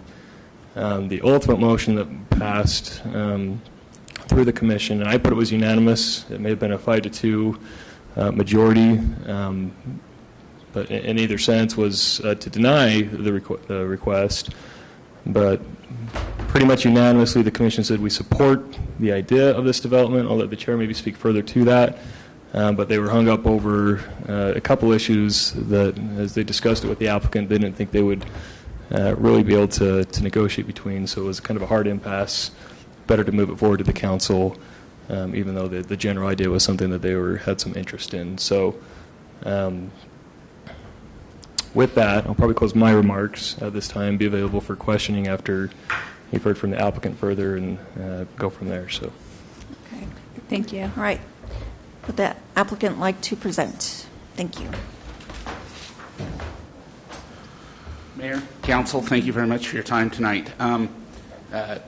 I represent the Harvey family. The property is in an LLC, Saltgrass Land and Cattle, so as you hear us reference Saltgrass, that's the name of the property that we've had it in the LLC for a number of years. Next slide, please. So you've seen this slide already, and we'll discuss some of the aspects of this. This is down here what we're referring to as Phase 1, and this is the part that we're looking to develop primarily for family lots right now. My 2 brothers, myself, and a niece are going to be building on this property. There's going to be 3 lots that will be sold out of it. 1 lot will remain horse property, and we'll go into that in a little more detail in a few minutes. So just a summary of what we're looking for tonight and what we're hoping for. Approve this preliminary plat as presented. Phase 1 immediate build out, and the Phase 2, 3 that we'll be referring to throughout the course of this is sometime in the future. We have no definitive date. We intend to farm and continue farming the remainder of Phase 2 and 3 for the foreseeable future. We have no timing on it. Background, our family's been around here a long time. We've settled in 1862, the Harvey side, up in Fruit Heights, lived in Kaysville, West Kaysville. When I was in high school in the 80s, it wasn't uncommon to walk down the hallway and say hi cousin to quite a few people that were related in various ways. It's changed a little bit for my son when he was in high school a few years ago, but we've had a lot of good growth here. So in 1950, we purchased our first property in West Kaysville. It's now going to be, it's been purchased by the state for Legacy Highway now, so we're no longer farming that property. Most of our ranching operations are occurring in Wyoming right now, so this is the last piece that we have here in Kaysville. From 1965 to present, we have farmed this specific piece of property. We've done so without public objection to our surrounding neighbors who have developed. Sometimes it's been problematic when we've had developments next to us. Recently, 2 weeks ago, when I was cutting our field and doing the hay, we were running across beer cans, beer bottles, glass bottles in the field, lots of plastic, other assorted things that just didn't used to happen.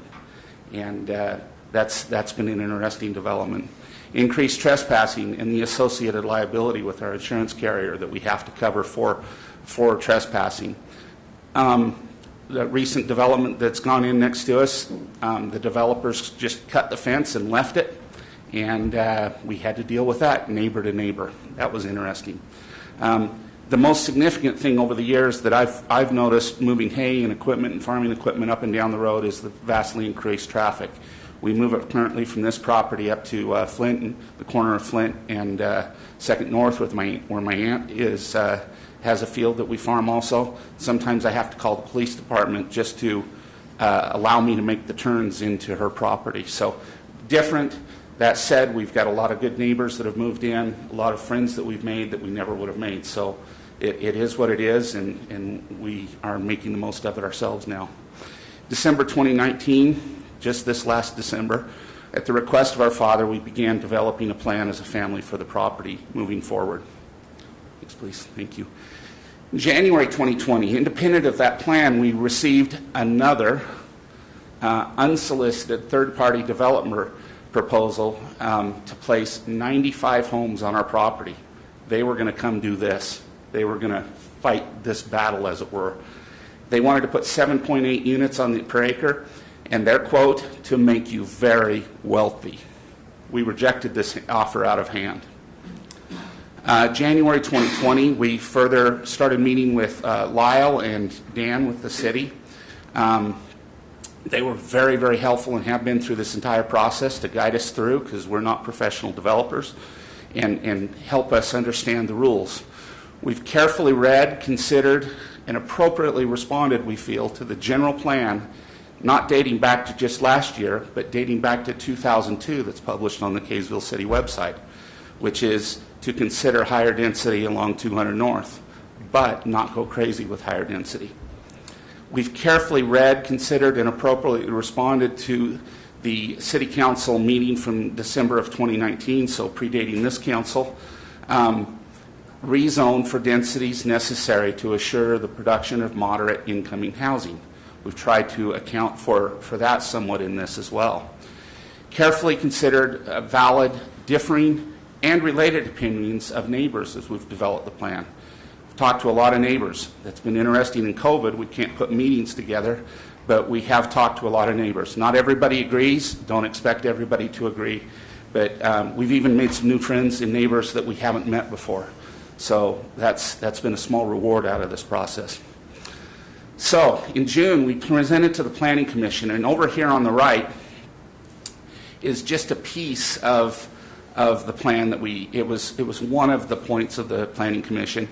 But to cover the 2 points that we understood that were most important coming out of Planning Commission, the majority of the Commission liked the mixed density concept that we were presenting. Some almost roughly two houses per acre, some exactly 2 houses, and some a little bit higher density, which is represented in this picture. They asked us, hey, because of some comments of some neighbors, they asked us, would we consider down in this area decreasing the density on this? We said, yes, we would. We would look at that. And I'll show you how that's turned out in just a minute. The second major concern, which is really the roadblock between us and the commission that evening, was the idea that down on 75 South there'd be a connector road. And I'll talk about that in just a moment with a map up there. And that's really where we said, no, the neighbors that we've talked to on 75 South have told us for years, please don't put a connector up to 200 North.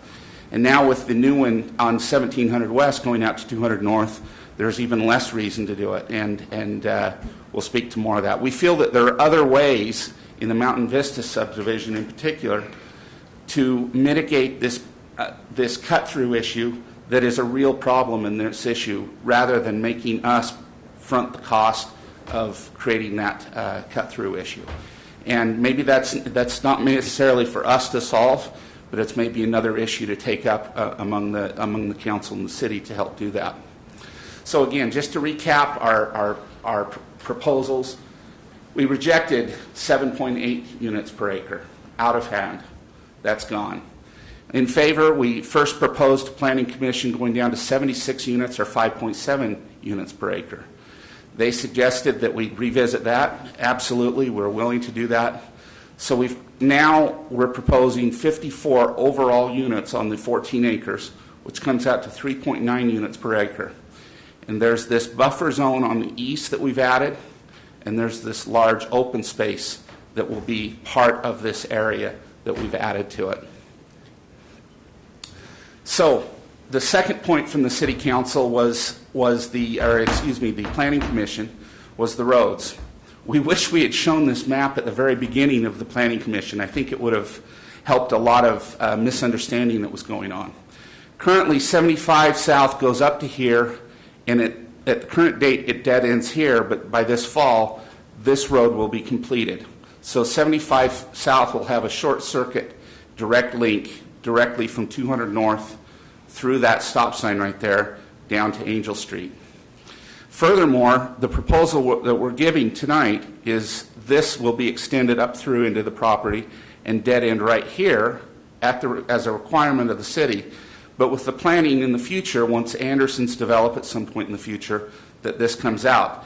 At that time that happens, there will be two 200 North connections going into 175 South residential connection, which is two going into one. It funnels that traffic. And it's surprising how many people come down this road, and as we've learned, even short circuit through here.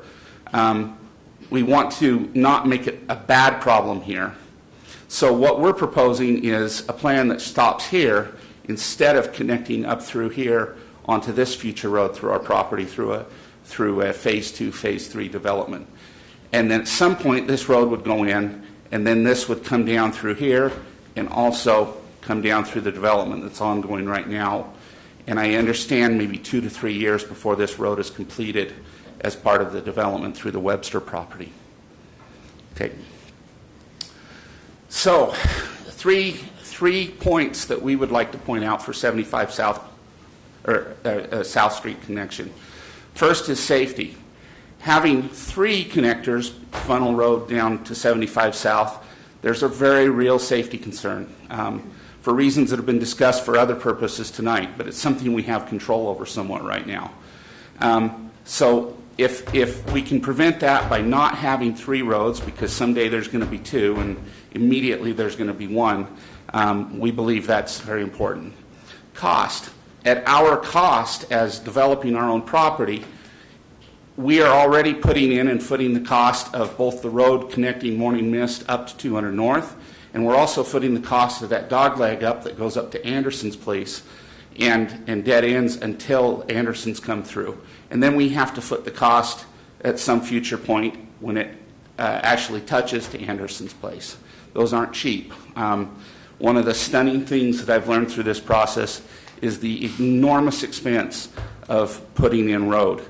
So putting in a road that connects is another additional enormous expense, not just in terms of the expense of putting in the road, but taking property out of usefulness to our family and to what we're trying to do with this phase one.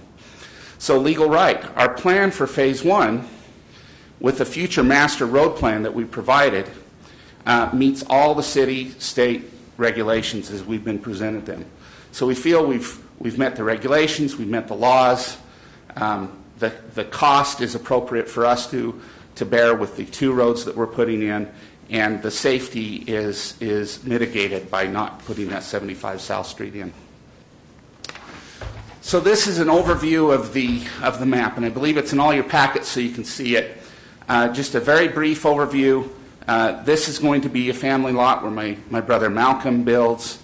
This is going to be a lot where my niece Ivy, who's here, is going to build. This is going to be myself. The rest of these are, actually, this is going to be where I build, and the rest of these are going to be sold to help the project and pay for the project, essentially.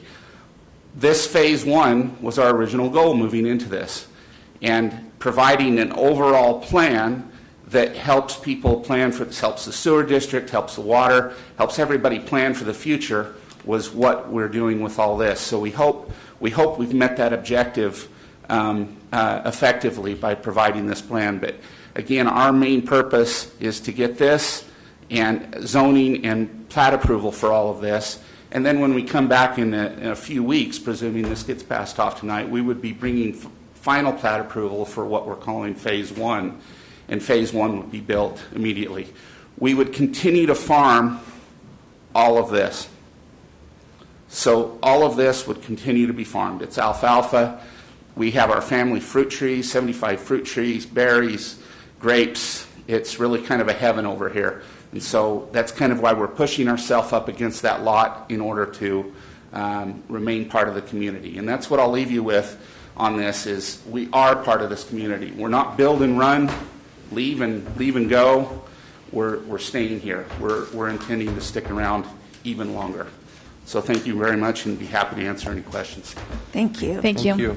Okay, we're going to go to public comment on this. We have Wilf Summercorn, Gregory Brown, Russell Wilson, Sean Zortman, and Malcolm Harvey, in that order. So, Wilf?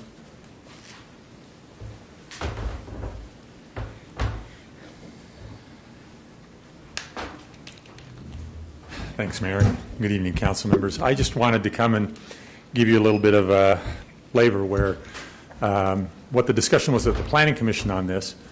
Generally, it was a pretty positive discussion, and I think the Planning Commission felt pretty favorable towards the overall development as it was proposed.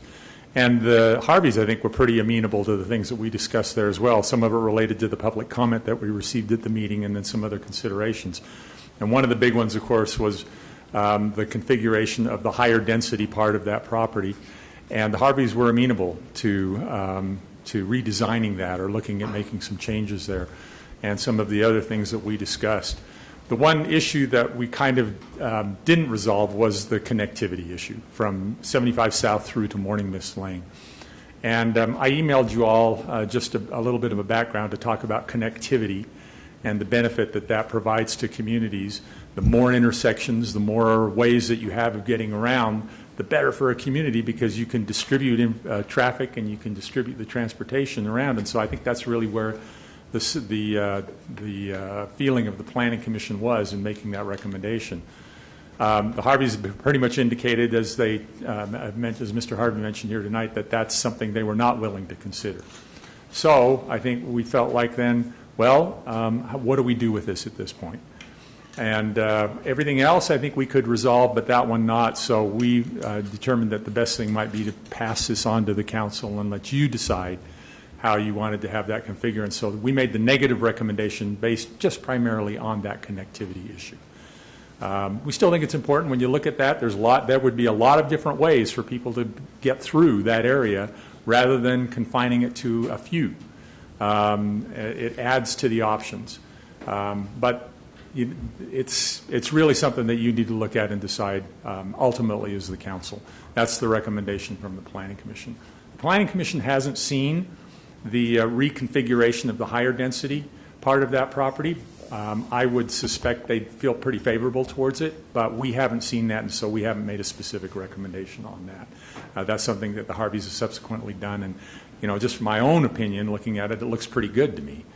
The other issue that's kind of unresolved is that we did hear from the sewer district, and their objection, not objection, but their concern that they expressed about additional units, more units than the 2 units per acre that the plan talks about.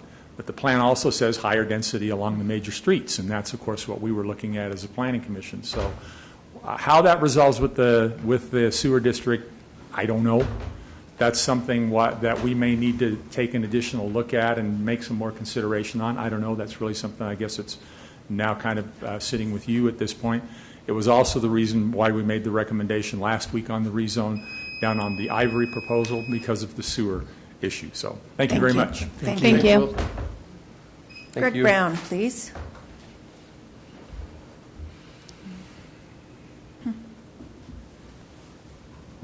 Good evening. I'm Greg Brown. I live just south of where the proposed rezoning action is to occur. I'm the Mountain Vistas HOA president, and I'm actually here tonight in an official capacity as the board asked me to come and represent 188 homes and to support the Planning Commission's denial of the way the current rezoning is. And our big issue is exactly, specifically the connectivity of 75th South with Morning Mist. And so if you go back and if you can scroll down to the blue lined chart, if we can use that one. The concern we have is aptly stated is we have a lot of cut-through traffic today. And so while we can appreciate the concerns of the residents on 75th South, this current proposed plan forces 100% of all the traffic right on down, continuing through our neighborhood, especially down at the bottom, which also has parks and a lot of young kids, just like 75th South. So we were very pleased with the Planning Commission's recommendation to say that we should share the load and have a fair, equitable distribution of traffic and things that are going through that area by connecting those two. We also understand that the Anderson property may never sell ever into the future as well. So there's a lot of what-ifs through this program, and this is the time to be able to have an actual plan on how we want to develop this area and see what's in the best interest of all the residents of Kaysville and not just a few along the 75th South Street. Currently, if you go back to the original picture, you can see it is a stub road at the end, so there was never any indication nor promise that would not connect potentially with Morning Mist Road. So I think that's important to note also. Our neighborhood also shares the concerns regarding to the high-density homes with the sewer district. We would like to make sure that is resolved and possibly could be mitigated by having fewer units in that potential high-density zone. We have a lot of residents that are also right behind us, where putting high density right next to very large homes can cause some issues. So we're grateful that there is a proposed buffer zone. We had a very nice, productive conversation with the Harvey family, and we were grateful for their willingness to try and accommodate in that area. Again, we're still not sure that the sewer system would be able to accommodate the current proposal either. Our third issue was the buffer zone, and so I think that was great that we've been able to at least work through some of that. Again, not having seen all of that go officially through the Planning Commission, we would welcome those types of future conversations. But again, our number one primary issue for all of our 188 homes in our development would be the continuation of the traffic problem coming straight on down, forcing 100% of all of that, just shifting it from Mountain Vistas straight over to Morning Mist. Whereas if you have that 75th South connection, you'd be able to help mitigate some of that, depending upon where people wanted to travel to back and forth. Nonetheless, with the current high density, everyone would come down. Thank you so much. Thank you so much. Thank you.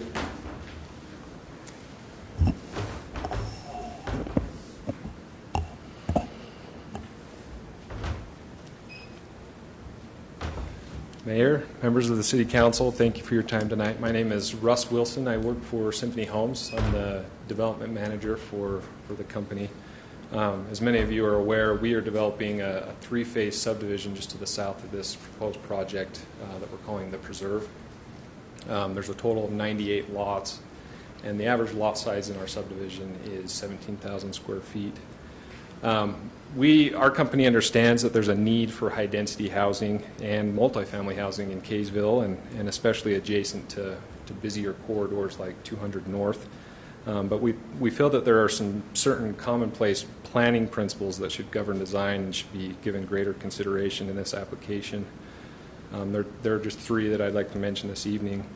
First, there should be a greater transition from high-density product type near the busy corridor to low-density near the existing neighborhoods. It looks like the developers revised his plans since the Planning Commission hearing to include more single-family lots, but we believe the transition should still be more gradual and more tiered. For example, going from townhomes to maybe 6,000, then 8,000, 10,000, 12,000 square foot lots. The second principle has to do with traffic. The design should contemplate ways to keep the higher density traffic on the busier corridor and to prevent a higher concentration of traffic from speedily cutting through other neighborhoods and overwhelming the existing residential roads. A separate connection or entrance to 200 North for just the multifamily component of this plan might be a better idea.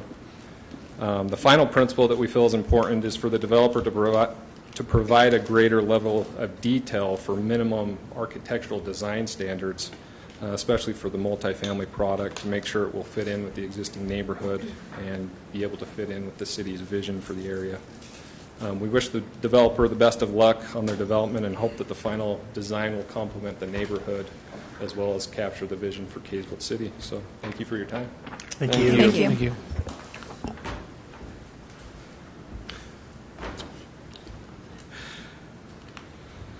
Hello, thank you for the time. My name is Sean Zortman. I live in the Preserve. That is the development just being built on Morning Mist. I live on Morning Mist. I'm one of 3 homeowners there, and I'm kind of looking out for my future neighbors. So my first point is I'd like to support the Planning Commission, the experts on this, with a big no for the reasons of connectivity and the undetermined sewer. I don't know how we can approve any part of this. All the roads that we talk about in future plans are shaped like cul-de-sacs. If we can go to the picture that's got all of the lots on it. But the one that isn't a cul-de-sac is my road. And right now I live on that, and that road, when it's all said and done, if you put it in paper, it's got a lot more chance of happening. It's going to pick up the south part of Morning Mist will pick up all of Mountain Vistas. And now we said, well, we're taking a whopping 10 homes are going to go down 75th South. But the other 44 homes, their feed is Morning Mist. And so you're going to have all of that, plus all of the preserved traffic, all of that funnels down to Morning Mist initially, and then they'll have the one that'll come down in the future sometimes. I think it's a fool's errand to say this Anderson home. There are what-ifs there. So the connectivity is huge. If it were to come in to connect, then that would give options. We see when it goes in, when the city comes in to resurface the roads, what a pain that is. The more connectivity you have, people can actually get around with those different routes, and we don't have the speedsters that come through. It is a real thing that we have over there. And so I'd rather see the firm plan include the solution, not the firm plan taking care of 75th South only. And that's what I see there. I do appreciate the change in the transition to those size homes, but like our Symphony rep just said, you just look at 116 that's the northeast lot in Preserve. That is a little over a half-acre lot. They will have 5 homes on one side of their home. That is not a nice transition. I submit to you anything that's close to the Preserve or Mountain Vistas, or like they've done for the 75th neighborhood, is that they be in that same sort of size, quarter acre or something like that. But to go put a 0.14 acre home beside a half-acre home, I don't see that as being a fair transition. So I see a little bit of a move that way. Connectivity, sewer, a better transition, and I echo both Mountain Vistas. I appreciate them, and I appreciate what the Symphony Home says to actually see what those are being built. And I do not think we can approve any part of this until the whole plan is done, because that's the easy part. Yeah, everybody likes that. That part over there has got to have answers to it before this committee says yes. Thank you. Thank you. Thank you. All right. So I've got Malcolm Harvey next. Thank you for your time, Mayor, Commissioners. So on the morning mist, if you'd put up that blue line chart, please. One of the key aspects, if we look at it from a different perspective, we've been looking at it going from north to south. When you go south to north, that extension that we have to put in at our cost becomes choked from the two streets that are coming from these subdivisions up to here. And that extension would not fix that. People are not going to go backwards to go back up to the street. They're going to follow that line. So we end up choking our subdivision to support all these homes down here that are going to utilize this. And that extension does not fix that. To the contrary, on the argument, we are very concerned. We would encourage the council members to drive 75 South. 2 cars cannot pass on that lane if cars are legally parked on both sides of that street. There is not enough room. And they might have the same problem over here, but putting 3 feeders, planned feeders, I understand they're not existing, but planning for 3 feeders onto that street would become, as I mentioned in my letter to you folks, a safety issue, right? That's our primary contention. And we're already bearing significant cost when we develop our property to provide an outlet for all of these subdivisions plus hundreds of homes down here to have an exit and thoroughfare up to 200 North through our subdivision. One of the things about the development, we've talked that we're only interested, if you'd go back to our plot layout, please, we're only interested in this phase 1, as we've mentioned. All of this other higher density, which we've downgraded significantly from initial density, is not in our near-term or even medium-term plans. And so when we talk about the concerns for the sewer district, this is like 2.2 houses per acre, which is within 10% of the sewer district's requirement of 2 houses per acre in their current capacity requirement. All of this, we suggest, be approved as this zoning, not as a plot for development, but as zoned, so that now the city has ammunition to go to the sewer district and say, hey, look, we've zoned this for this, put this in your budget for the next 3, 5, 10-year plan so that these kinds of things can be accounted for now and not have to wait until we come to you in 10 or 15 years, heaven and hope I'm still here, and take care of that. I think that's all I had to say, and I got 30 seconds left. So thank you very much for your time. Oh no, I do. I got one more thing I wanted to read. If I can read it here, if I get it. This is, it disappeared. Well, you don't have it. We'll have to defer another time, I guess. Okay. Thank you. Thank you. All right. And then we'll go to any follow-up comments from the applicant. Anything else, Mr. Harvey? Yeah. So what Malcolm was going to read was a letter I think you've received. It was sent out very late from Shauna Burbage, who lives on 75 South. The key thing here is, I'm going to take my glasses off because I can't read that otherwise, is she works for an engineering firm that works with the state of Utah on planning these types of developments. Just briefly, there's been a great deal of talk from the residents of Mountain Vista subdivision, in particular the residents of Morning Mist Lane, that they would like to see a connection between Morning Mist Lane. This argument tends to focus on the need for additional connectivity and avoiding a situation where Morning Mist Lane becomes a cut-through road. I disagree with this argument. Again, I think you have copies of this. You've probably read it already. I won't bore you with the whole thing, but the point is that she's a qualified expert on this, and she's registered this as a complaint along that road. And again, we're not trying to ignore the subdivision and the other problems on the other road. Our contention is it's not our burden to fix them, financially or otherwise. And secondarily, there's probably other things that the council and the city can do to help mitigate those issues that were never thought of when that subdivision was put in. And we would encourage that to happen because we don't want them to have the severe traffic problems that are happening or are going on there right now and have been for years as well. So secondarily, I wanted to speak briefly about the sewer district. So 2 weeks ago, Sewer District came and gave a presentation here. One of the things that they mentioned is they like to have an objective to plan for. We're providing that objective to plan for. And I think that's why part of the reason Lyle, clear back in January, encouraged us to put an overall plan together instead of just a phase one that we want to build on right now. And the point, as Malcolm has made, we're not saying that we're going to put all those homes in right now. We're saying, here's a plan, here's an objective to shoot for.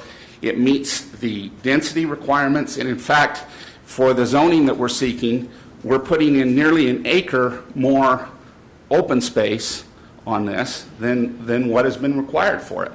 Again, to meet the requirements of and the requests of the neighbors.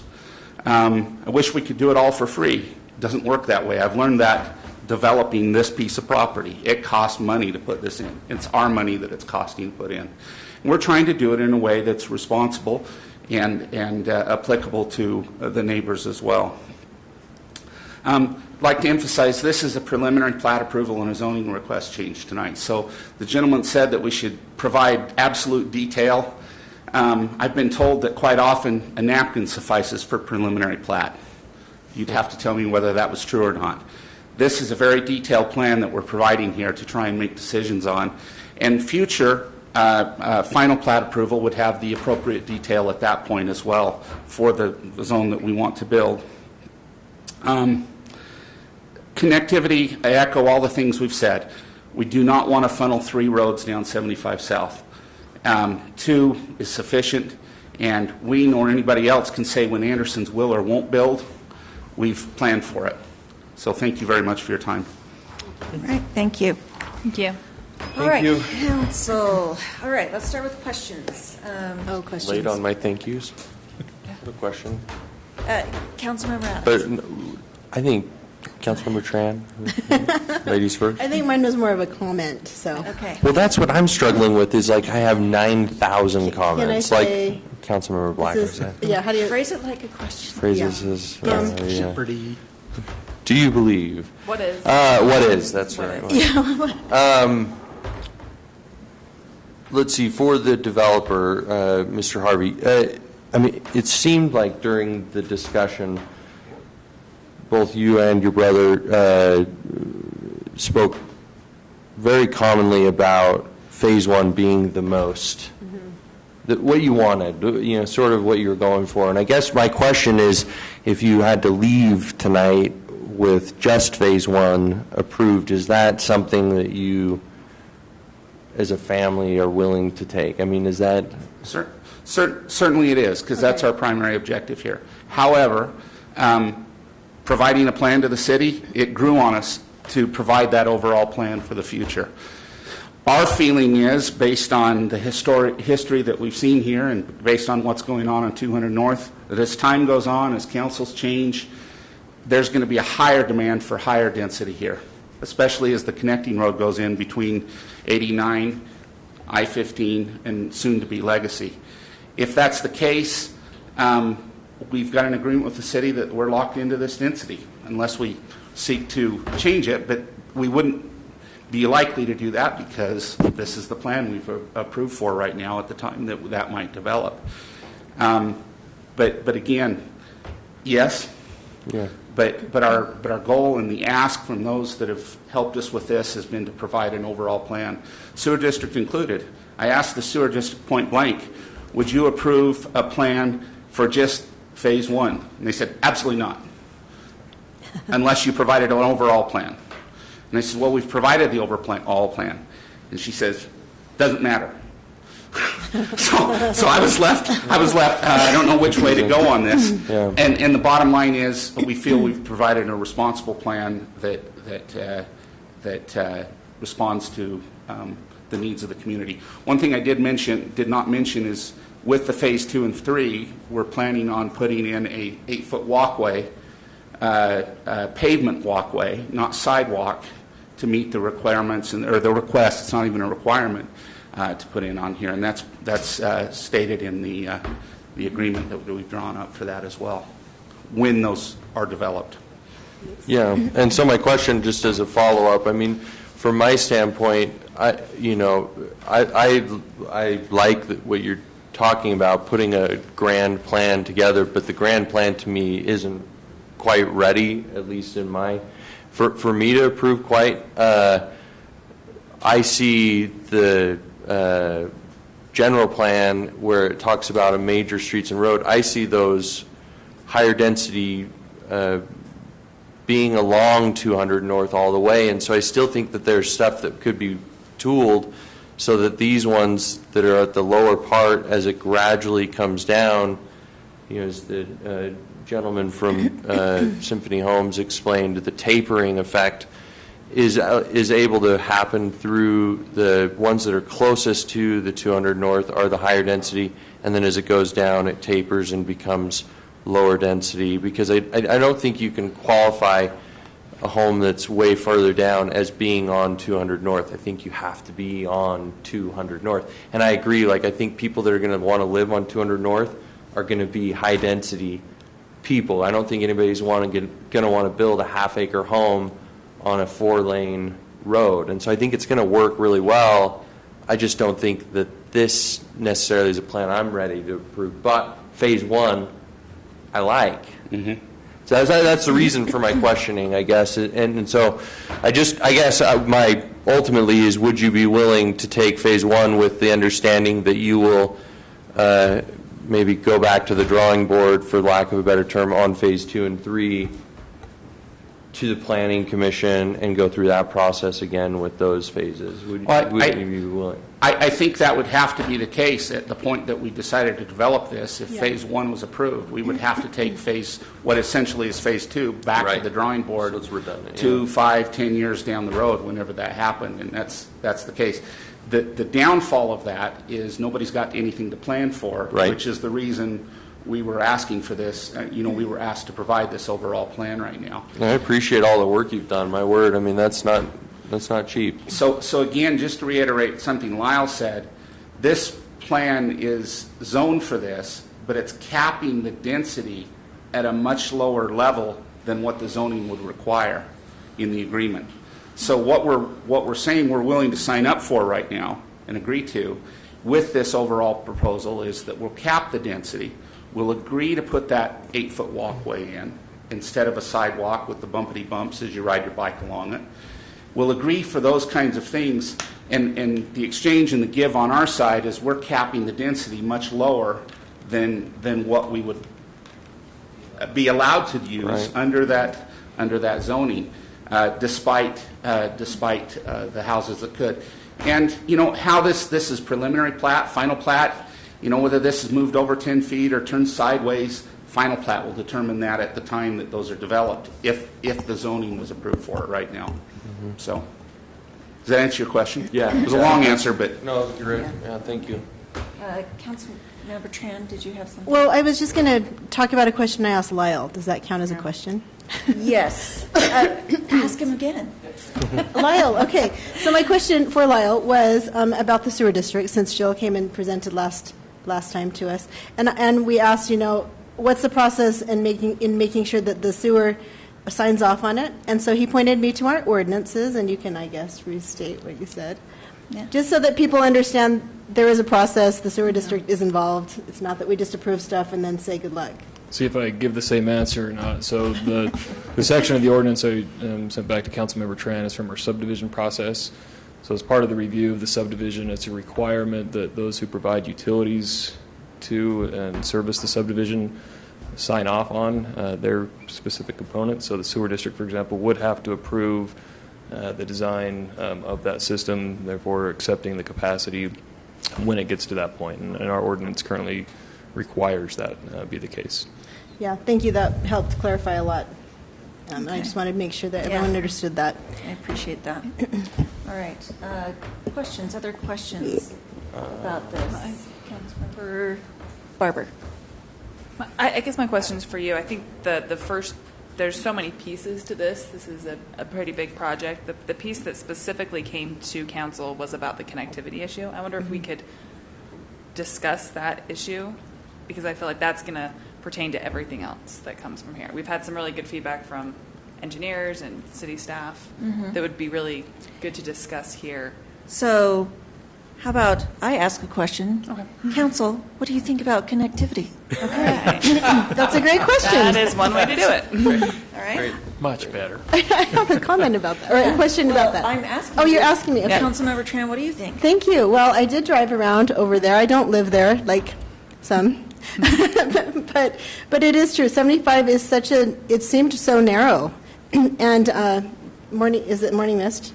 Yes, is a much wider road. And it seems like it was built to accommodate traffic. I mean, it's right in that whole subdivision. And so I realize some of this is just future planning and potential roads, but I really felt like, especially for this first phase, there was adequate access. So I'm comfortable with that. All right. What does everyone else think? Councilmember Adams, what do you think? Oh, man. Boy, do I think. Now, no, I thank you for that question, Mayor. I've spent hours on this one. I mean, late at night, staring at Google Earth, trying to figure out, and the emails I've received. Just as a side story, we were filming a thing, and the chief got, when we were filming for the 4th of July drive-through that's coming up, promo on the 4th of July. 9 a.m. 9 a.m. When we were filming a little ad for that, the chief had to run, and I went driving home, and there was the chief and a bunch of officers, first responders on my road, and ended up that a little boy had been out on his scooter and got hit by a car, and thankfully the boy's okay. When you have your first kid, you change your whole mindset on kids and roads, and so a lot of the emails that I received from the Morning Mist, I guess I could categorize them, folks, made me really concerned about traffic, and I hate the idea of people speeding down a road or cutting through neighborhoods. It makes me sick to think that there's people that are, I think someone said that someone was going 45 down a 25 zone. And so I want all of those people that sent emails to me to know that I read them, and I'm super concerned about it. In fact, I had a great conversation with Josh, and maybe he'll be able to discuss a little bit about some options that we can do as far as stop signs and their new initiative that is so cool on how to figure out where stop signs need to go and different ways to mitigate speeding and maybe also deter people from cutting through. I couldn't for the life of me, though, see how connecting this road to Morning Mist would change that. And I tried to put myself in a position of a driver who's driving down Angel, wanting to get to 200 North. I don't think I would drive further to the 75 South to be able to cut over to 200 North. I think I would keep taking my crazy cut-through route that I've been taking.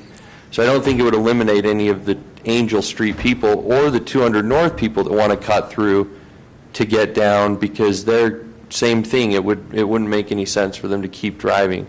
And then I thought about the roads the homes that will potentially go in. I don't see them. I was trying to see how they would drive out that way rather than drive to 200 North, where they would have a much easier access to get around to the places. The only thing I could think of was maybe getting to the Angel Street soccer complex. But even then, I don't see that they would take 75 North over driving down Morning Mist to get there. So I guess what I'm saying in answer to your question, Mayor, is that from the road standpoint, I don't see that it's going to alleviate it, but I really want to alleviate it. And I want to alleviate their concern, and I hope that Josh can help explain to us some of the things that we can do to alleviate that, because I don't think this would be a fix for that. and I don't see in phase one the Harvey family doing a money grab so much as a family grab. I see that they're trying to, this is turning into a comment, but I see that they're trying to set up a spot for their family to accrue, and I think that's really cool given the history. And so in phase one, I don't see why they would need to connect that road through, in answer to your question, Mayor. Yeah, thank you. I appreciate that. Councilmember Lortz, what do you think? I don't know what I think. I think that the one thing that's really difficult here is that we've got to deal with the current situation and the potential of roads and connectivity, and then the future of transportation. The one thing that I heard is the Harveys say that the phase 2, phase 3 may not happen for 5, 10, or more years. And so to require that connectivity between 75 South and Morning Mist, they could decide to never put it in. And 75 South would dead end still in there. They would just have lost a lot or two in their proposed development, and nothing for the benefit that everybody else is trying to push for in connectivity would ever occur. The other thing that we've got to remember is that when West Davis Corridor comes in, the traffic patterns in West Kaysville will change dramatically. Right now, everybody's trying to get to 200 North to get over to I-15, and I think everybody west of Smiths and Flint are not going to go that way anymore. They're going to turn and go west to the West Davis Corridor and head south. And all of a sudden, you're going to have a whole different traffic pattern, and some of the, right now, the demand is all south to north, but also you're going to have another connectivity down on the south end of Kaysville by Farmington on West Davis, which will change that whole southwest corridor of transportation and where they're trying to go and how they're trying to get places. And so I think we've got to balance as we're looking at this today and tomorrow, and recognize that trying to put this obligation on the Harveys to do that connectivity will probably give them more of an incentive to never put it in than to put it in. And so I don't know that that makes a lot of sense for us to require that connectivity. I think if they just brought us phase 1, it probably wouldn't have come up. They would have got phase 1 and moved on. So I think the connectivity thing is a difficult one, but I don't see that connection right there really makes the most sense in the world. Okay. Councilmember Blackham? I'll agree with everything these council members have said. John, you said it very well. I agree with everything you said. And the only other thing that I have to say is, realistically, the Harveys are willing to provide basically 2 connections onto 200 North, and that's ultimately all we're trying to do is get the cars out of the neighborhoods onto the major streets, and they're willing to do that. And I'm a little concerned that if they put the connectivity in on 75 South, then they no longer are over the length for a cul-de-sac, and they just decide to put a cul-de-sac in there, and then we would lose that connection to 200 North, which I don't want to do. So I'm really good with how the road pattern is shown, especially, it used to be a concern when 75 South didn't have a connection to 200 North, but with Ovation Development going in, that's already going to go there. So, and as soon as they get to the point where they can build a house for the Swallows, I believe they're going to tear the Swallows house down, and that road will go through. So, other than that, I kind of agree with everything you guys have said. All right. I do have a question for Lyle. Yeah, I have a couple let's have a questions. question. So, Lyle, I know I sent you this in an email. I guess first I'm going to ask you the question because I already know the answer. But I asked for staff's input on whether the connectivity was critical, nice to have, unimportant. What was the response? Yeah, so the response could be nice. It's not critical. We could go without it. Okay, so and then that's from our emergency response and public works primarily. So fire departments looked at it and said, great if it was there, not critical to have. Correct. My second question kind of goes to what Councilman Adams talked about. Well, if we approve phase 1, but we'd like to see a few more changes to phase 2 and maybe adapt a little bit more transition, so maybe the adjoining lots where you've got right now 3.5 on one lot became 2 instead of 3, or you start going from a 12 to a 8 to a 6 on the west side of Morning Mist to kind of give a little more of a transition. I understand that may lose 2 or 3 lots in their R16 development, but I wonder, how would we as a council be able to say, well, phase 1 is great, phase 2, I want to approve a rezoning without knowing that we've got a development agreement and a plat preliminary plat we like. How would we go about that? So I believe there are multiple components of this, and for a number of reasons, you as the council have discretion to approve all, some, or none of what's put before you. If you like the R110, and that for phase 1, as we're calling it, and you're okay with that, it is a standard subdivision as shown. It would work without the PRUD and the need for the development agreement. So you could approve the R110 as indicated and the preliminary plat for that section specifically. And then you could either, I wouldn't recommend this, suggest changes to the development agreement tonight that would address your concerns for the other phases, or request that they come back to you or the Planning Commission to work through some of those issues and return with some solutions that you can then reconsider on the other zones. So you wouldn't have to approve the development agreement in that scenario, which wouldn't lock down any of the other phases. You also wouldn't have to approve the zoning requested in those other areas this evening. They would remain as they are, which in that case would be a tabling. The other final option would be to deny either all or portions of it if you don't think it sounds like there's some direction that you're interested in exploring, but if you think they're off the mark and not interested in those districts, you could deny it outright.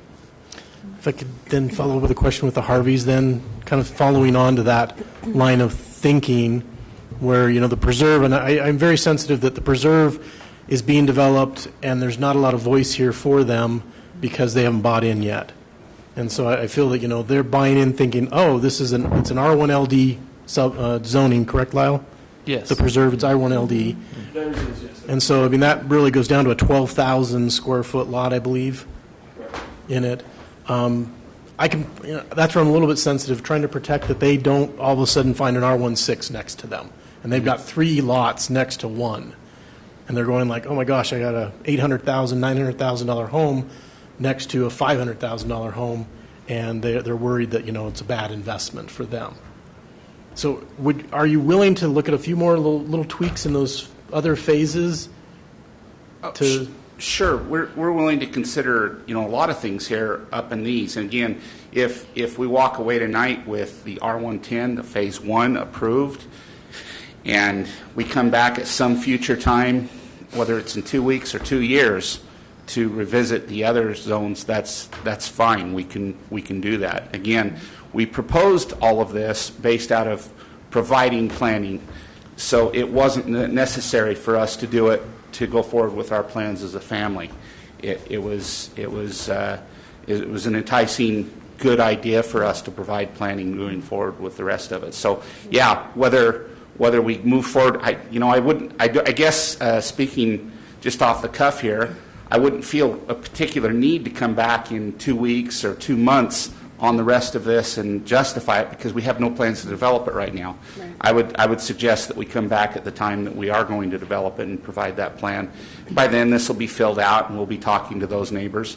If this were approved, what I would urge is this current developer over here to properly represent what is zoned over here when they're selling those lots so that those people aren't shocked by the very nice $500,000 single family homes that are adjacent to them. They're not going to be trashy. I wish $500,000 was trash, but it's not. but that would be what I would urge the developer to do. And what we've had to look at all these years is what's going in next to us. We're not trying to. That's one of the reasons we rejected that other proposal out of hand. It didn't fit. The only beneficial part of that proposal would have been I wouldn't be standing here making this argument right now. They would be buying it, and we wouldn't be here. So, but that's absolutely would be willing to look at that going forward at some future time on the rest of that. Thank you. Okay. I have a Very question good. for Lyle. Yes, Councilmember Adams. Hey, Lyle. So two-part. In the Planning Commission, they had, the Harveys had a different proposal, right, a different drawing that was rejected by the Planning Commission. Then they brought us something that's different here. Is there anything that prevents, I mean, any type of notification that's sent out to people stating that things have been changed or that requires us to do that? Sure. Where it was done under the existing zoning that was proposed, that's the noticing that's sent out, other than the typical posting of the public agenda indicating the change. So they're working within the request and items that were notified, and simply, oftentimes it's more predictable.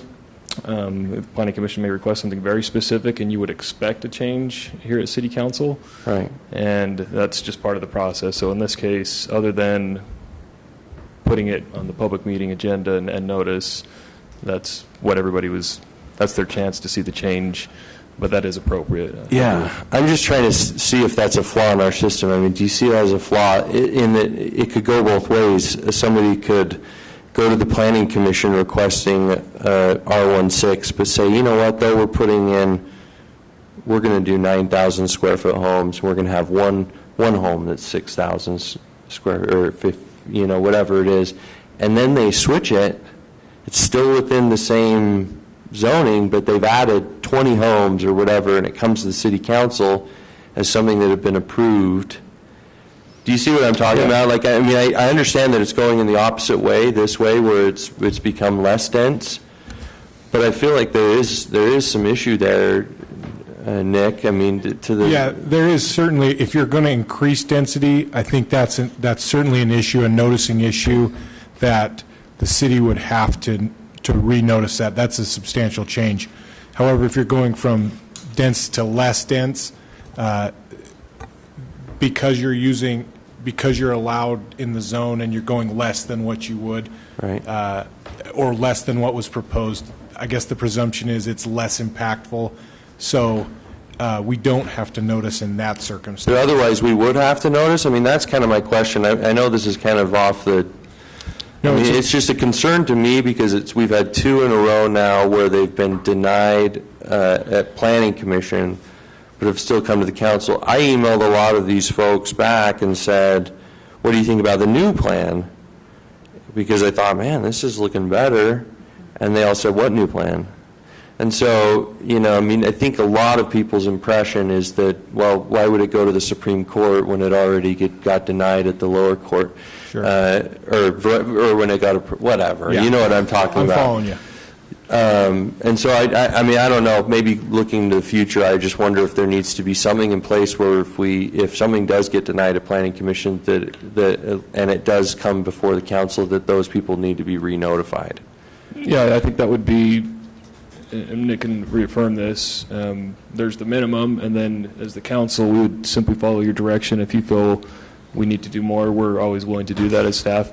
You can always do additional and go beyond the minimum noticing requirements, and we're happy to do that as staff at any point, whether that's on a case-by-case basis, on, we feel like this one needs to go back through a noticing or whatever, or you can reset the rule to always mandate that. We can put that in ordinance if that's the desire of the council. We'd be happy to follow.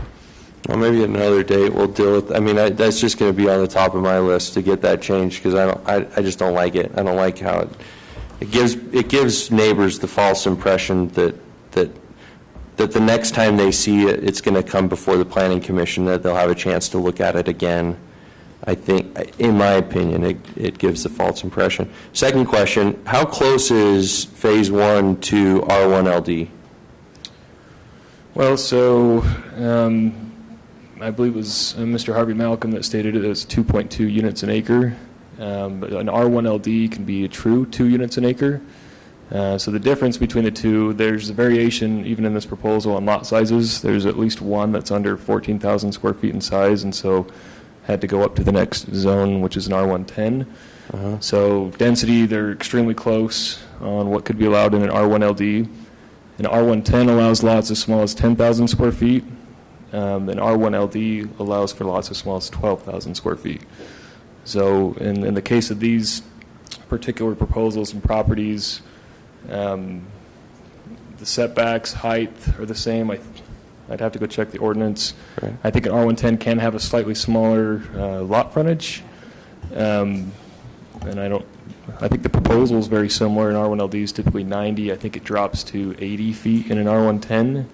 So they can be a little bit more narrow, but they would have the same side yards and other requirements that would be allowed. So you're talking 0.2 homes per So acre difference. 2.2 is where we're at right now, and it seems like the homes that are bordering the R1LD that I looked at are 15,000, 14,000 square feet homes.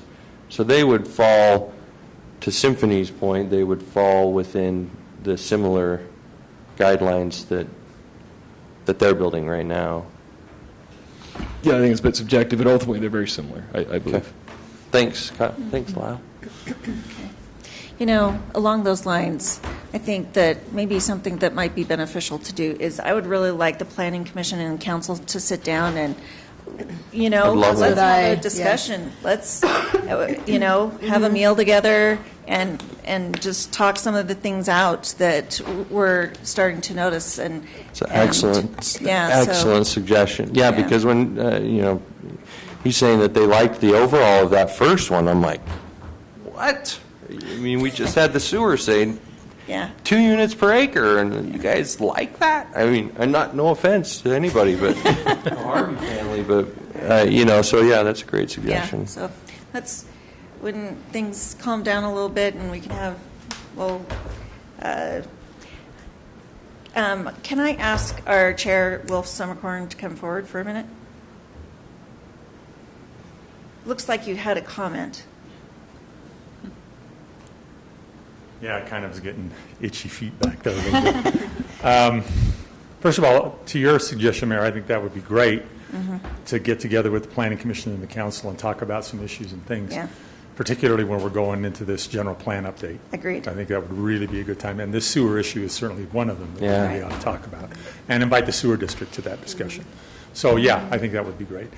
On the question that you were just, the first question that you had, Councilman Adams, some of you may know I was doing this kind of stuff for a long time, including in a really fun place called Salt Lake City, where I faced, I mean, I can't even tell you how many different kinds of issues and things that we faced. But we did have this come up a lot, and it's kind of and Nick may have kind of alluded to this, it is kind of a gray area as to what happens with recommendations, and then it comes to the council and it may be different. So the rule that we pretty much adopted upon legal advice and other things was, if the Planning Commission makes a recommendation and then the applicant modifies that and presents something different to the council than what the Planning Commission recommended upon, that it ought to probably go back to the Planning Commission and get another recommendation on what that changed. It doesn't seem to be something that's absolutely legally required. It's not that clear in the code, but that seemed to be a pretty safe and good rule. So. Okay. Yeah. Great. Thank you. Thanks. All right. Great discussion. Great discussion. Are we ready to make a motion? I'll make a motion. Okay. Councilmember Tran.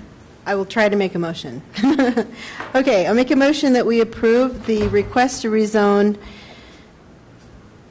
Phase 1 to the R110 single-family residential zone. With the PRUD, do I have to include that or no? I'm not including that. No. Okay, got it. That's it. That's the motion. Okay. Do we have a second on that? I'll second that motion. Okay. It's been moved by Councilmember Tran, seconded by Councilmember Adams. Comments at this time?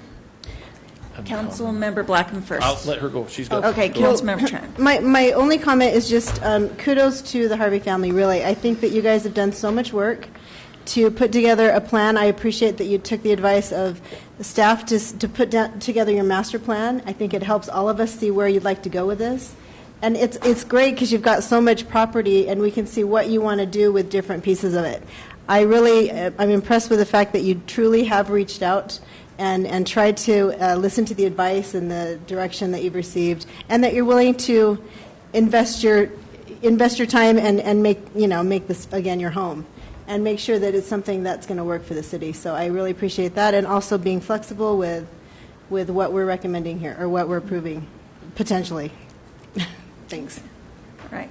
Councilmember Blackham.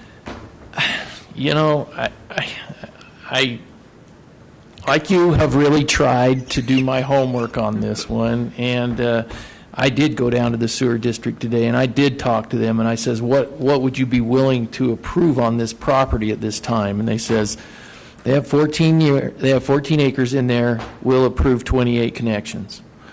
That is 2 units per acre. That's what we have designed for since way back in the early 1980s through 1990, 2000, 2010. They did a major upgrade on their system in 2007 to accommodate that. And if you look at those, it said some higher densities along 200 North is what it said from about 2002 till 2019. And so I'm hung up on the 2 units per acre because I don't think this is close enough to 200 North to give it the R110. I think you could do the R1LD easily. Realistically, the R1LD gives you so much flexibility. You could do the R1LD because realistically, I believe you need to include that future road stem in this plat. I think it needs to be dedicated. You don't have to, like if they want to do the phase 1, that needs to be included all the way over to the other people's property, so when they decide that they want to develop, they don't have to go back onto the Harvey property a lot deep and tie into the utilities and everything and try to acquire that property. So that should actually be included. So that would add a little bit of property to it. And the one lot is just too small for the R1LD, but you could easily move a property line and make it 12,000 square feet. Then it would accommodate the 2 units per acre. It would follow everything that we've told Symphony to do all the way through. It would allow for the sewer district to do the studies they need to do in order to accommodate what hopefully you probably may want to do in the future. But it's going to take them some time. So I like the idea of doing 1, but I think the R1LD because in R1LD it allows you to include the road in there as part of the 2 units per acre. It just gives you a lot of flexibility, and you are so close. You are literally 4.4 acres. You need 0.6 acres and make one of the lots bigger to do the R1LD and comply with everything that's close to it. And personally, I think the general plan says it has to be similar housing density in existing subdivisions. That's against a bunch of existing subdivisions. Maybe you could do something different all along the perimeters of the other subdivisions, and then on your side of the road, which would be the east, northeast side or whatever, then you could change it to a different density, a higher density. But in this situation right now, based on the information we have from the sewer district, I am hung up on that 2 units per acre, and that's where I'm at, and that's where I'll stay. Were you going to ask it? It was a substitute motion or well, it's whether just or a not? question to. So even if they move to the R1LD, the number of homes wouldn't change. It would still be the 10 homes. I can't tell you what the frontage is on this, but you know that's the only thing, is the frontage is a little bit smaller in the R110, but I think the frontages are plenty big enough on these lots, and on these kind of these angled lots, the width has to be just at the setback line, doesn't have to be up at the road. So it's the difference between, the biggest difference is the 12,000 versus 10,000. And like you said, the smallest one is so close. It's so close, and it's the density. It's the 2 units per acre density, because I think I'm just saying that it's still 2 units. It's still the same amount of homes. So it's still the pretty same close to the density, same amount of either homes. zone. Yeah, either zone. But realistically, the R110 is 4 units per acre. So that's where I'm hung up. That's why. And a follow-up question to that, because an R110 is 4 units per acre, which is very different than what they're proposing here. That was my question to Lyle, is we have this preliminary plat, which is very, very helpful. I echo what everybody said. Thank you. It's super helpful. It's been a fantastic process. Usually we see a PRUD that has it very well laid out. What I was explaining to the Harvey family is I like seeing those because I know exactly what's going to happen and I have confidence. So explain the difference here and how we can keep the integrity of what we're seeing and the zone that's being presented. I think you have a few different options. So Councilman Blackham's correct, kind of the idea of a 10,000 square foot lot, and there's roughly 40,000 square foot in an acre, 4 units an acre is what the R110 is set up for.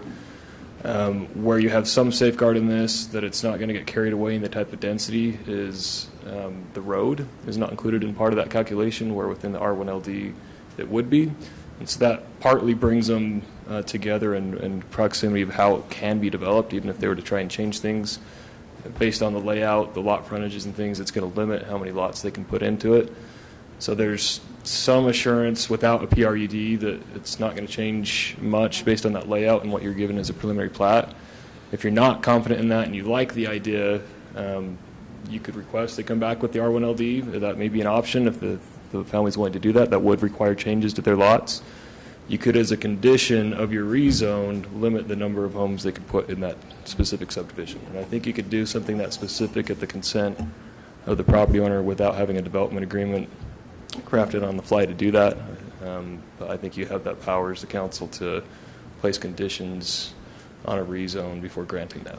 Can we ask the applicant that, or is that approved? Yes.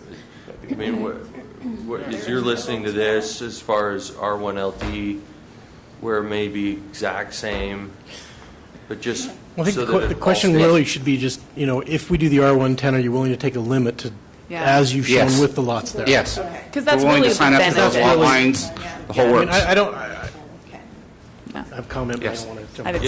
did that, Okay, so Thank Tim, you. So should I amend my motion? Not yet. Well, no, I think we're not No, quite you're- there yet. I think we still have, Okay. there's still, Stuff to work out. Yeah. Here. Okay. this All is, right. anyway, thank you, Lyle. That was my main Yes. question about the confidence. And so I think that we have two things working for us, both the road being included and just the size of the property and the layout of the property, really, that's being rezoned, as well as the ability to limit the lot sizes, which I appreciate the applicant is willing to do. And that's what gives me confidence in the R110. I feel like we get the same. The main difference is the width, minimum width of the building. It's a difference of 90 feet for the R1LD and 80 feet for the R110. As far as I can tell, that's the only main difference. Lyle, you can correct me if I'm wrong. Okay. Okay. So, All right. I was just John going to say, had- the only, yeah. I guess the only precedent, I cut you off. I mean, you'd hope that you could have an asterisk there, right? So that people aren't looking at a map and saying, well, you did R110 there. That's exactly what will happen. And I think that's, I mean, I just am reading where Councilmember Blackman's head's at, is that he's going off of principle, whereas I do feel like the spirit of the law in this situation would lead us to say, it's the same damn thing, darn thing. But it's, This is a farm property that we're developing, so. But I get, I mean, my heart is with you in the sense that I don't, we in this room know that, and that's why I was wondering if they would be, if it was LD and it didn't change anything, why wouldn't we want it to match what Symphony and everything else has as far as colors, so it looks like a general plan is being followed, that's, I'm not stuck on it, but I see, I wish that could happen. One comment to that. Do you have the zoning map handy? You probably do. Just as you're pulling this up, when we were working on the similar development, which in the same area, you can see the R18 that was put in here, and that was actually one of my main concerns from that, because that stands out really drastically in the area. If you see that, not that we're considering tonight, but it's around the corner, right on that 1700, and that, as we all know, is the patio homes development with Ovation Homes. So the product is very unique and it fits really well, and I think they're a great product, but it really fit into the R110, but they really wanted the R18 because it changed the open space requirements with their PRUD. That was one of the concerns I had, because it stands out so significantly, even though the PRUD really gave the integrity of An R10. Of the R10. So I think You can do it. Yeah, you can do it. Zones are, I love having the right zonings because you pull these up, but they're also a little bit misleading until you go and actually look at the properties. So I can see, basically what I'm saying is I can see both sides of the yard. Yeah. That was my main concern with that one that you see we're looking at there. I just really would like to get a yay vote out of Blackham over there. All right. You can make a substitute. You know, motion. Yeah. I mean, what's to stop all the future developments all the way around there, everywhere, come in and say, you did the R110 on, so now let's do it on Angel, Webb, 200 North, with all the property that's there. And I just think you set a precedent, and I'm not willing to do that because I think the general plan is pretty clear to me. And so, Councilmember Lortz. So I again want to say thank you to the Harveys. I do appreciate the outreach and the attempts to try to accommodate neighbors' requests, the developers' requests next to them, and to reach out. I also thank all of the residents who have reached out to communicate their feelings about this development. I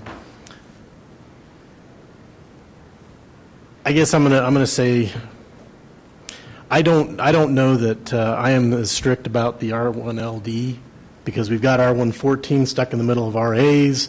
We've got all kinds of little things like that. I think that it's more about what is that development going to feel and look like rather than what's the zoning on it.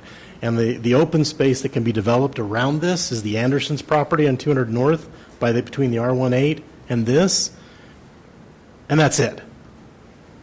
And I think, if it was this council and somebody came to us and said, oh, you got an R110 here, we're going to put it on the Webb Lane, I think we're going to say no. If you want to do 2.1 houses and use R110, maybe, but if you're going to come with R110 and try to get 4 units per acre, no. And I don't think, granted, we cannot prevent any future council from doing whatever they want, but I'm not uncomfortable. I think that doing the R110 there, it does not distract from or disturb the developments around them, and I don't think it is a precedent in my mind, and we can certainly, by putting the limitation on the number of lots that they can develop in there, send the message that we're not giving it for density, we're giving it simply for design. And your one lot, I think, one lot is under what they would need. And so to me, I don't think any of the facts support that it's going to be a grand exception that opens the door for everything. All right. Councilmember Adams. Yeah, I just want to make sure that the only reason I'm even willing to consider doing this Zone 1 is because that did not change from the first thing that was presented. I do feel that if we make changes that people need to be notified, because I think that that's how we get in trouble as a city, as people feeling like we're doing things underhanded, whatnot. But this part was the same all the way throughout, and so that's it. I guess just one other comment, yes, Mayor. Councilmember Lortz. As you heard, I think I still have a few things I'd like to see in those Phase 2 be tweaked slightly.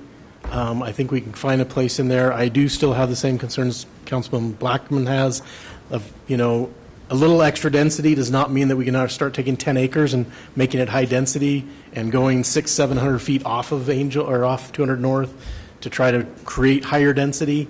To me, it should be right along there, and that should be like within 200 or 300 feet. And that's it. It should not be going back into the neighborhoods significantly. So, that's where, I don't want it to look like I don't like what they've done. I appreciate what they've done. But I do think there's still, on the Phase 2, a little bit more work to get there in my mind. Okay. Do you want to amend your motion to include that it not be more than the homes? Only if you want to. Yes. 10 lots okay. or 11? Do you want to 10. restate your motion? would you mind including the future road to the property in the plat? No. Do you want me to substitute? Instead of Do a trying to substitute. do it? I'll make a substitute motion that we approve Phase 1 with the stipulations that the road connectivity, future roadway, is dedicated, and that the lots are limited to the 10 shown on the preliminary plat. Okay, it's been moved by Councilmember Lortz, seconded by Councilmember Tran. All right. Comments on this? All right, we're going to go to a vote. So, I think I'm at Councilmember Tran. Aye. Nay. Aye. Aye. Aye. Motion passes 4-1. All right. That was just the rezone. All right. And now, the preliminary plat. All right. Does anybody want to make a motion on the preliminary plat? I'll make a motion that we approve the preliminary plat for Phase 1 of the Saltgrass subdivision. Second. Okay. Any comments? Don't you have to make it like the same stuff that we just approved, the V10 homes and those things, or no? Well, if it's in the rezone, we don't have to put it in. That's just part of the rezone? Yes. Those requirements then are noted there. Okay. Lyle, can you, oh, sorry. I will not ask a question right now. Well, that's my fault. It was. I know. All right. I'm a Okay. chatty Cathy. All right. So we've had a motion. I will second the motion. I already seconded. Oh, you did? Oh, it then was I can ask seconded? you a question. All right. And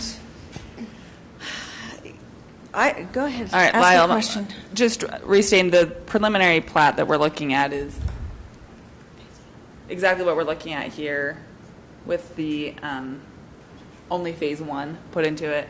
It's basically just how many lots can go in and the layout of the design. Can I ask And the roadway question on the motion? connected. Yeah. Yeah, I think with the limitation under the zone, it's going to, and the specific plat that you're looking at, then you're going to get what you see here before you. We will work with the applicant as well on the future roadway connection, where it's, I think their intent is, and I'll speak with them, and maybe just clarification from the council, if they're continuing to farm that and it's dedicated right away to the city on how we manage that. So there's probably an agreement of some fashion where we continue to allow them to use it, but it'd be dedicated in order to guarantee it. So we would come back, I think, with the final plat to present something to the Can I ask planning you a commission. question? So normally when we do like this, when they do one lot deep or they stub a road, generally it's the policy of the city to require them to not only dedicate it, but to also take the utilities to that other property. Is that not correct? Yeah, to the end of the subdivision phase is Well, so that when the next person has, like the Andersons decide to develop, they don't have to go back onto the Harvey property 40, 50 feet to get to the water, sewer, and all that. Generally, when we do one lot stub and it goes to a future, so that I just want to make sure, because that's why I really want because to me that's really important, because it shows this road going to 200 North, and I don't want when the Carol Anderson property decides to develop, I don't want them to have to try to go back onto the Harvey property to take the utilities to that property line, and I don't want to have them to have to try to get it rededicated. That's why I if they're going to get this approved as the plat, it should include that roadway dedication in the plat. And generally, isn't it the policy of the city that they extend the utilities to that next property? So there's a general rule, and I apologize, I don't have the specifics on the depth or at what point, but you don't want to leave it called a spike strip, where somebody can essentially block somebody's ability to get that connection in the future. You may consider this one of those. I don't know if we have a specific distance as to when we have to force that connection or not, but the idea is exactly as Councilman Blackham speaking, is planning for future connections. If the anticipation is there is potential for future development and someone's not just going to hold over a gap to stop somebody else from making those connections, I think it's appropriate on a case-by-case to look at it and say, yeah, maybe they're not going to follow through with Phase 2, and that's always going to be left open, so let's get it now. Or it's reasonable that somebody's going to provide that at a future date, we can get it then. I would have to look into the ordinance to see if it is one lot or distance specific, but the general rule is I'll refer accurate. to Josh, the Public Works Director. Don't they generally take those utilities to the edge of that for the future stubs? Yeah, typically, so this is a traditional one where normally the road is ending right at the property line. Right. At that point. But yeah, like Lyle's saying, I think that's the intent is. And that's what I want to make sure, because I don't want the Andersons to have to come back later when they do their development, and we expected this road to go through and say, well, I got to go back onto the Harvey property this far in order to do that. And so I want to make sure it's included in the plat, and the utilities are where they can get to them. And just as a comment, I think, as I'm mulling this over as you've made that suggestion, just in this immediate area, for example, the Symphony Home Project and Preserve, they're extending utilities to phase lines, but we haven't approved, they've approved all the phases, at least at a preliminary level. What you're doing tonight is approving only this segment of it, not the master plan. So that perhaps makes it more appropriate to consider those details that Councilmember Blackham's referring to. Okay. All right. Mr. Harvey, do you have a comment? Yeah, just a brief comment. We never spoke about this. Didn't think this would come up. The method to our madness of this line coming through is this is all going to remain agricultural all the way up to this lot, including this lot that's within the development. That's not going to be developed in the same near term as this.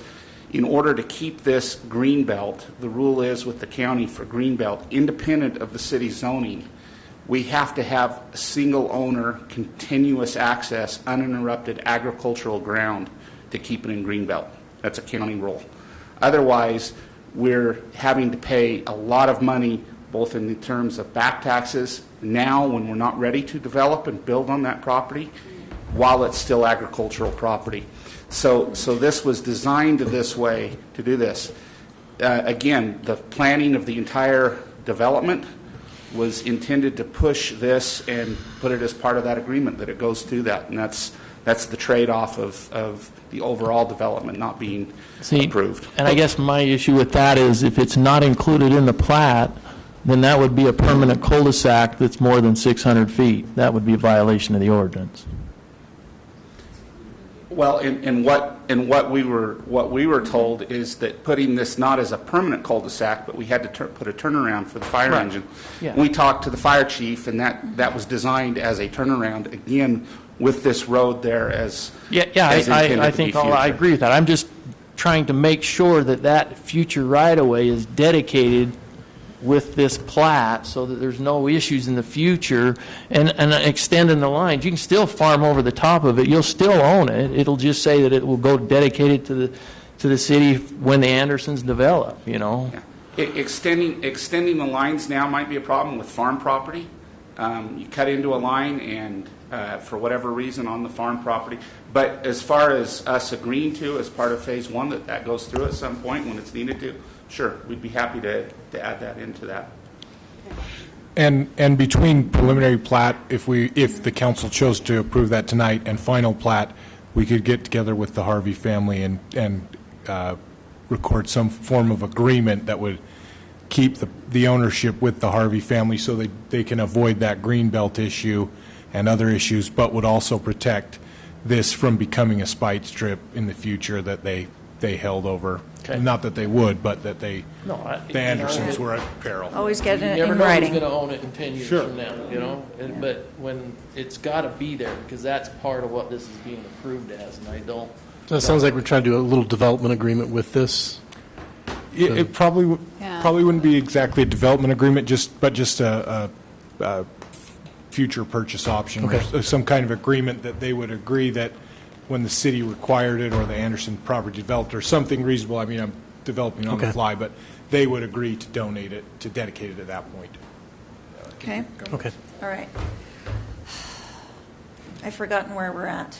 We had a motion and second. I don't believe. Okay. I think we're in question phase right now. We went back into questions. Oh, okay. And so now we're backing out to... It's a whatever you want. And can I just, I know it's getting late. I just hope that maybe the neighbors could stay. If Josh could summarize real quick, if it's appropriate, the stop sign issue. I mean, I just don't want those neighbors to think that fell on deaf ears that they're having issues with the speedsters going down the road. I mean, the back road cutters. The back road cutters. I mean, it really concerns me. It's a genuine concern for me. Like I would go out there with the paintball. I mean, with a sign saying "slow down," and so maybe just briefly, if that's okay, if that's permissible, Mayor. No, am I taking over the meeting? We're getting really close to 10 o'clock. Okay. Okay. So you don't want him to do it. We'll actually be discussing this maybe at the next council meeting, presenting for approval. Okay. So stay tuned, please, all of you. All right. Should I make a motion now about extending the meeting? Let's get this done, and then good we'll idea. extend the meeting. Okay. Do we have a motion? Do we have a Yeah, second? it's Yes, we did. Okay. Yeah. Blackham, it's your turn. Nay. Aye. Aye. Aye. Aye. Motion passes 4-1. Thank you. I would entertain a motion to extend the meeting. I will make a motion that we extend the meeting past 10 o'clock until we are through our agenda. Thank you. Second. Okay, it's been moved by Councilmember Barber, seconded by Councilmember Tran. All in favor? Aye. Thank you. All right, let's carry on. So, congratulations, and thank you for working with us. Thank you very much. All right. Okay. Now we're going to consideration of update. Mayor? Before we move, do we need to deny phases 2 and 3? I don't think so. Did that require us to do that? Do we need to do that rather than leave it hanging? Nick stepped aside, so I hope we can get you a proper decision. If you wish to table an approval on it or outright deny it, it's clear that it's not been approved. I'll make a motion that we deny phases 2 and 3. Okay. A second? I'll second that. Okay, it's been moved by Councilmember Blackham, seconded by Councilmember Adams. Any comments? So that really just... Councilmember. Thank you. Yeah. Barber. Yeah. That really just means that the applicant would have to Reapply. significantly change their plan, go back to Planning Commission, and then... Correct. They'd have to wait at least a year to come back with the same proposal. The exact same, yeah. But if they make changes, they could come back at any point, and we would just restart the process, and that probably addresses Councilwoman Adams and some of the other concerns. Thank you. I just wanted to make that They clear could do for that everybody. tomorrow that's if they restart with the All right. notice. Somebody Okay. has their hand raised back there. Okay. But we are going to go ahead with a vote. So, Councilmember Adams? Aye. Aye. Aye. Aye. Aye. Okay, motion passes unanimously. All right. Okay. Thank you. All right. Consideration of updated construction standards and specifications and evacuation permits and approval of an ordinance enacting 19-5-7 technical specifications and drawings of Chapter 19-5 subdivision standards of Title 19 subdivision of the revised ordinances of Kaysville City. Thank you, Mayor and Council. I always love listening to you guys have to read through the entire thing as you introduce it, so sorry. This is, I get emotional about a lot of things, so I don't think I will get emotional here, but if I did get emotional about something, it would be updating these standards. The first thing that I worked on when I started here in 2016 was updating the construction standards, and it has taken 3.5 years to get through these. I think the text is 88 pages, and then we're not even through the standard drawing detail pages yet.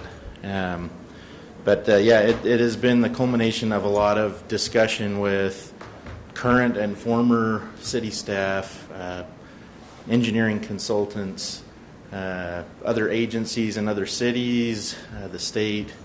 The last time our ordinances or our standards were updated was 1994, and I remember in my interview I asked a question. I felt like I had done probably too much homework, and I said it looked like your standards were last done in 94, and Andy Thompson said, "Yep." Anyway, so you'll just have to humor me there for a little bit. Like this has been an amazing amount of time and effort, and So what you have before you is the text portion of the proposed updated construction standards of the Kaysville Development Code. Like I mentioned, we are not through the drawings yet. Those will be coming, I hope, within the next month or two. But it does include a few items of note. We've removed some things from the standards of what we'll allow, specifically piping materials. Water pipe, we've removed metallic pipe from consideration. I think the other item of note is we've added fiber conduit to the standard in the text there. With that, I'll turn it over to the council. Okay. Questions? Sorry I made you come up. I have one. I apologize for doing No, you're good. Okay. Black Mazza. One Black. question. Council member.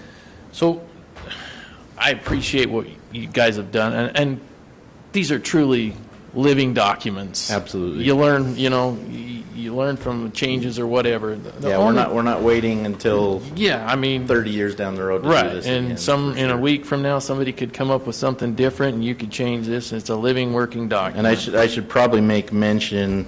So it was supposed to be excavation permits, not evacuation permits. Yeah, I saw that. Councilman Lords.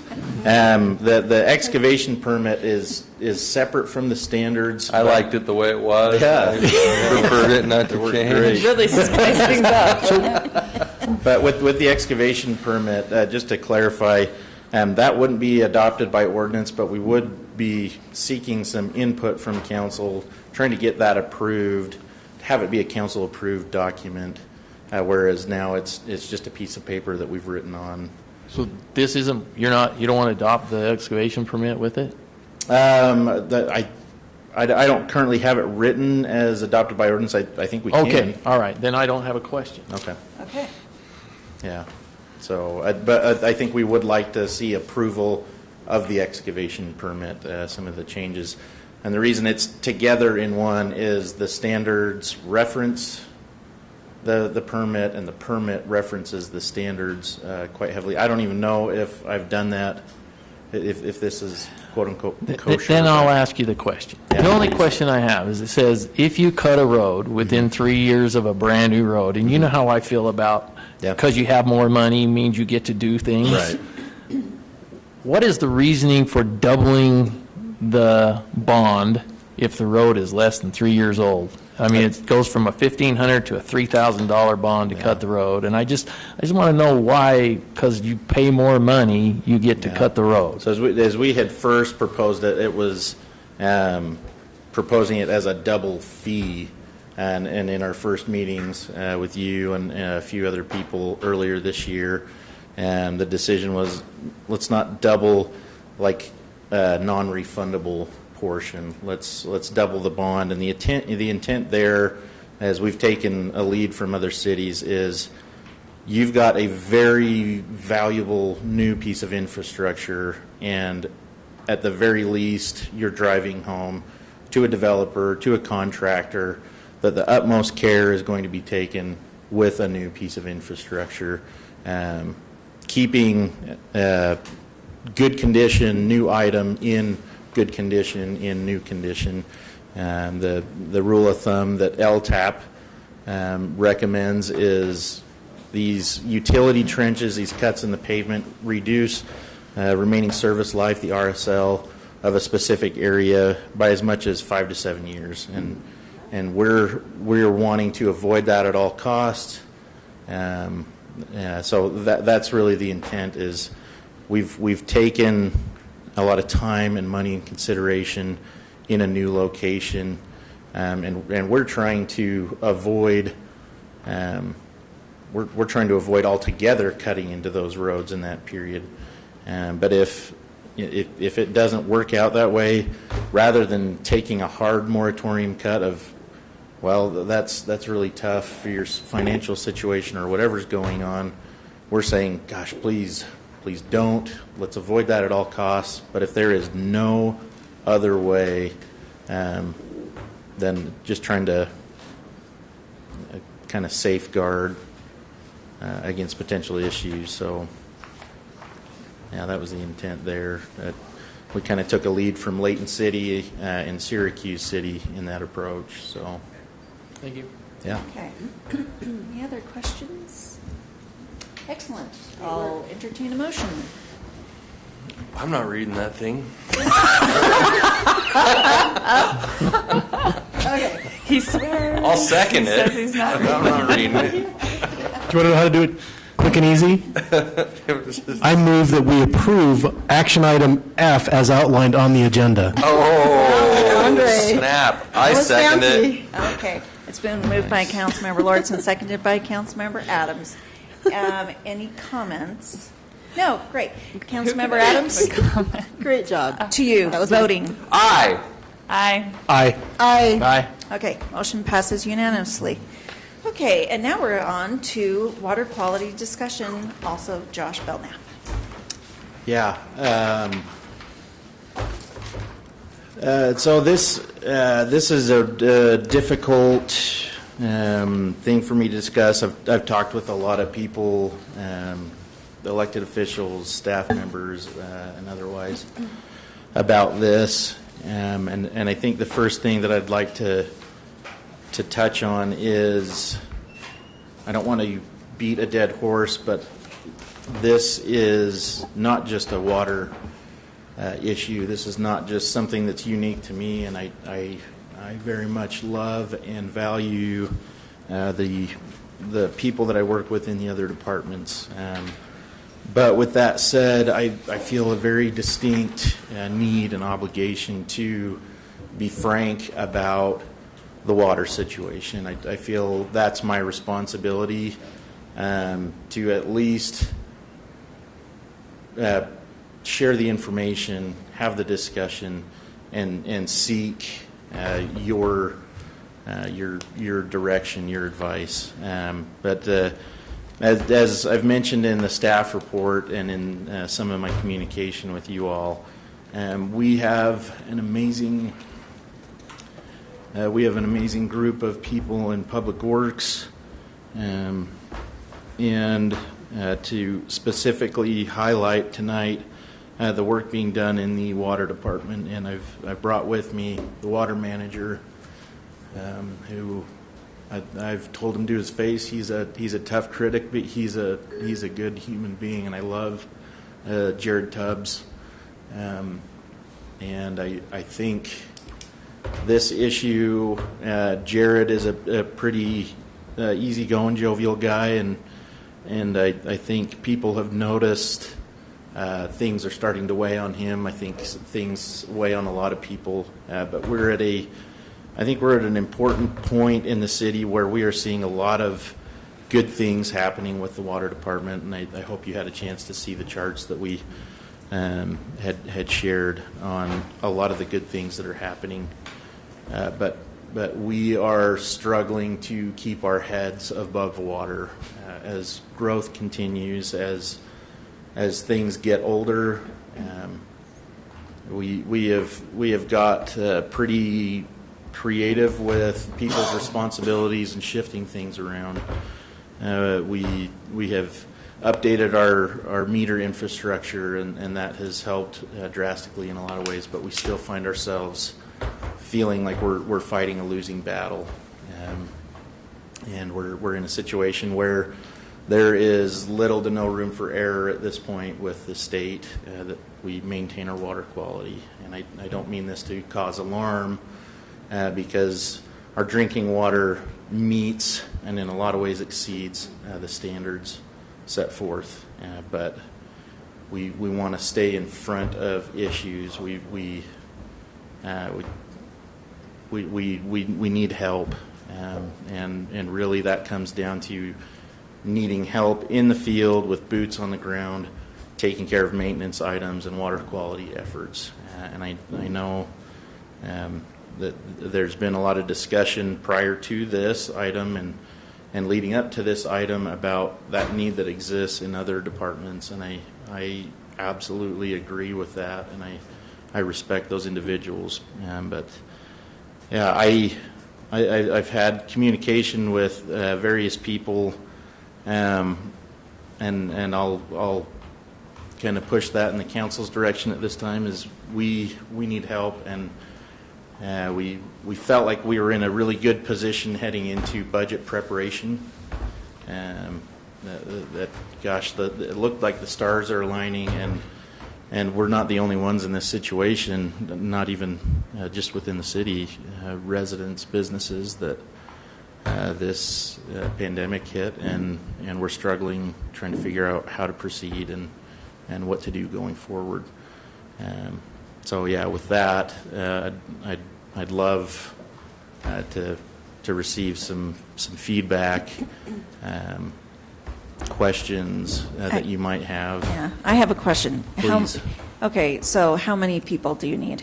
to be? So as we met with the state and looked at what the state's recommendations were and have looked closely at AWWA and rural water and other APWA recommendations, there's not a lot of you need to have ABC. It's we recommend these things. Mm-hmm. And the feeling was last year, 3 people. Like I said, we've been creative in moving things around, and realistically, I feel like we're still at 2 people between the two sides of the situation, or maintenance, and some of the difficulties that we work with on OSHA requirements and physically needing bodies to be present, and then with water quality efforts. So 2 people is what we had anticipated requesting in the budget.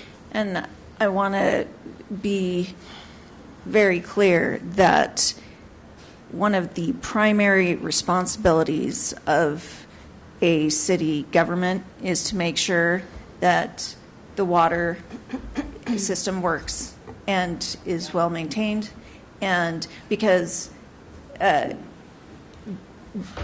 the hierarchy of needs, it is probably the highest because next to air.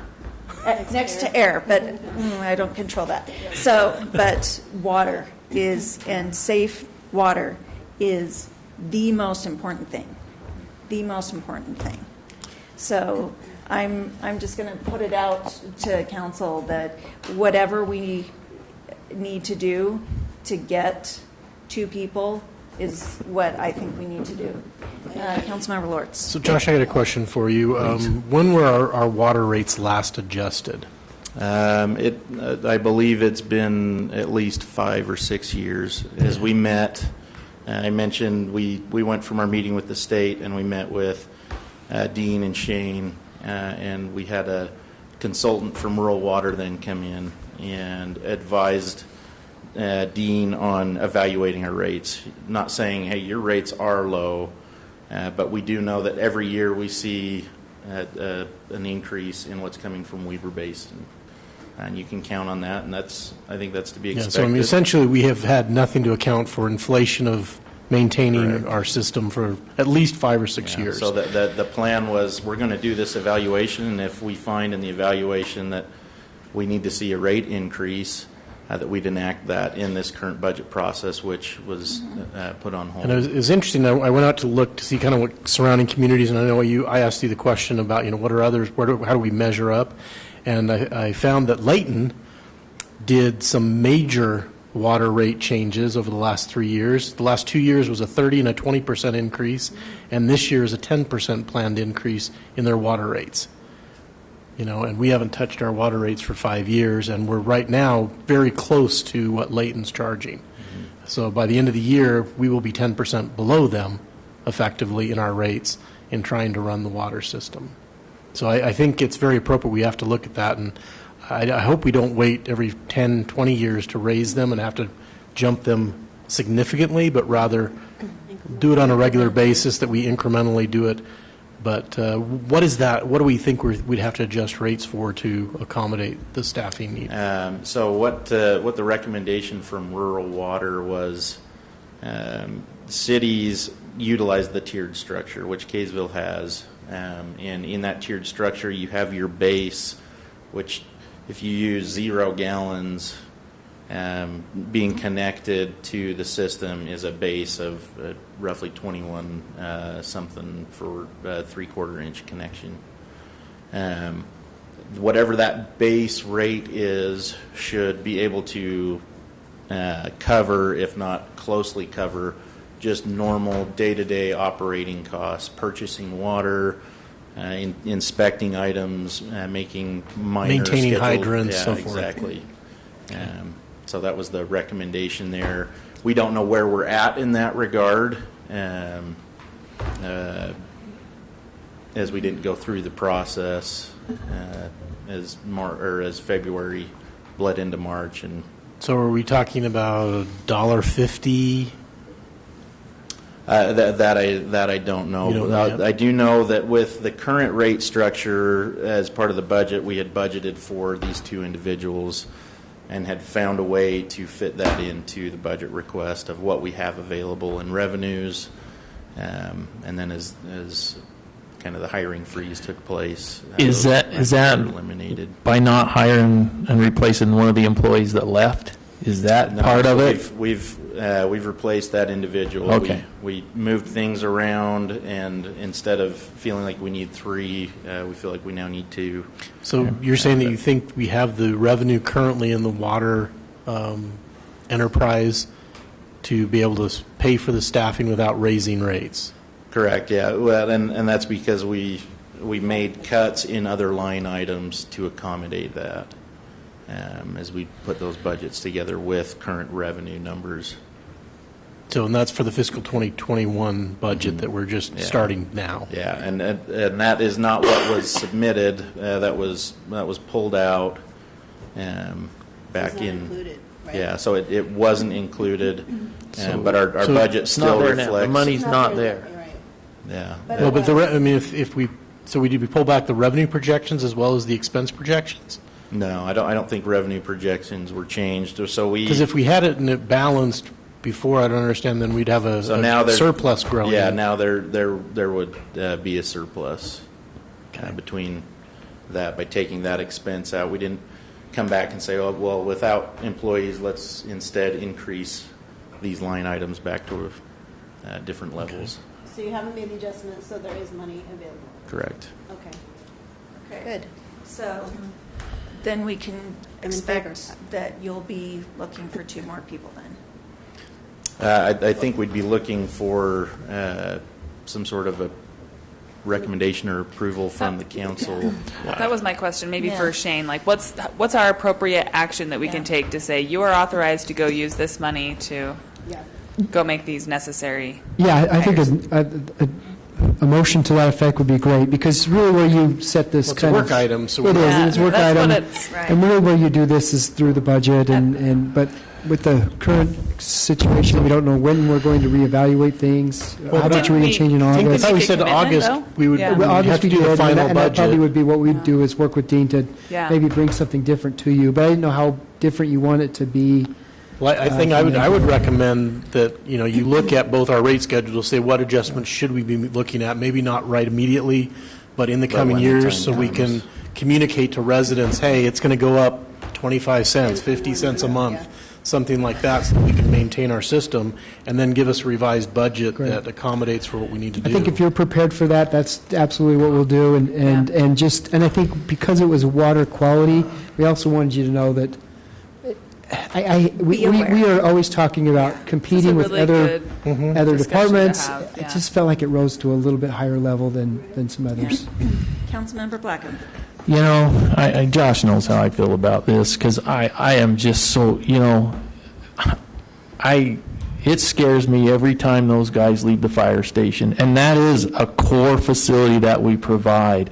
I called the chief today and said, is there any, because I asked Josh, what is the biggest problem we've got? And it's actually moving water, flushing hydrants, and doing those kinds of things. I says, can we hire firemen to do that? Can we hire some full-time firemen and have them go flush the hydrants for you? You give them an area, you give them the hydrants, they go flush it.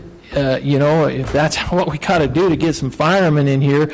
But obviously, if they have to go flow a hydrant for 45 minutes, they can't do that. That's not reasonable for them to go do, But that's the kind of thinking out of the box I want before we make any decisions, because I realize the water is super important. It's one of our things, and we need clean water. But can we move other people around to help him? Can we do things or And whatever? these are 2 different pots of money. Sure, but they're 2 different pots of money, but they still come out of the Kaysville citizens' pocket. That is right. And so whether you call it a rate increase or a tax increase, it still comes out of your pocket. Right. And so it is more money that the citizens have to spend. And I'm all for public works, and I'm all about the clean water, but it just scares me to death to know there is 4 guys covering 40,000 people. And when they get a call, there's nobody. I got and it. right now, we do have 6 full-time employees in the water department, correct? Correct. But I understand they're taxed. I get that. But, you know, and that's why I always ask, is there some way we can move some things around?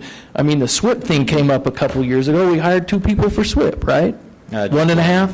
One and a half, yeah. Crystal and then? Yeah, just Crystal. So Crystal and then the other guy that maintains it, right? What's his name? Logan. Logan, yeah, Logan. Manager, so the manager. So we hired 2. I mean, is there... Maybe we can I just say let's be creative. Be creative. I think it's important to take that approach moving forward. Right now, yeah, like you said, flushing a hydrant, because we're so far behind on things. It could take 45 minutes. It could take an hour. And as you see preventative maintenance getting done on a more frequent basis, you could see that number come down. Right now, we've seen ourselves pulling people from the stormwater department and pulling people from the streets department. Stop with potholes, stop with line inspection on storm drain. You guys are now flushing. You guys are now helping with preventative maintenance within the water department, both during the regular day, and then Public Works works a 4-10 work week. People coming in on that 5th day, their day off. We need you flushing hydrants. We need you working on these items. And it's worked. It's just not, it doesn't feel sustainable as other things run up in the periphery. And I wonder, as a city, are we so far behind in our employment that... I think so. And the thing I worry about is it time to just say, we're not going to fix roads for a while. We're not going to do this for a while. Because I know Nick was here a couple weeks ago, and he says, I can't possibly cover all the cases once I lose this grant, so I'm going to need another person.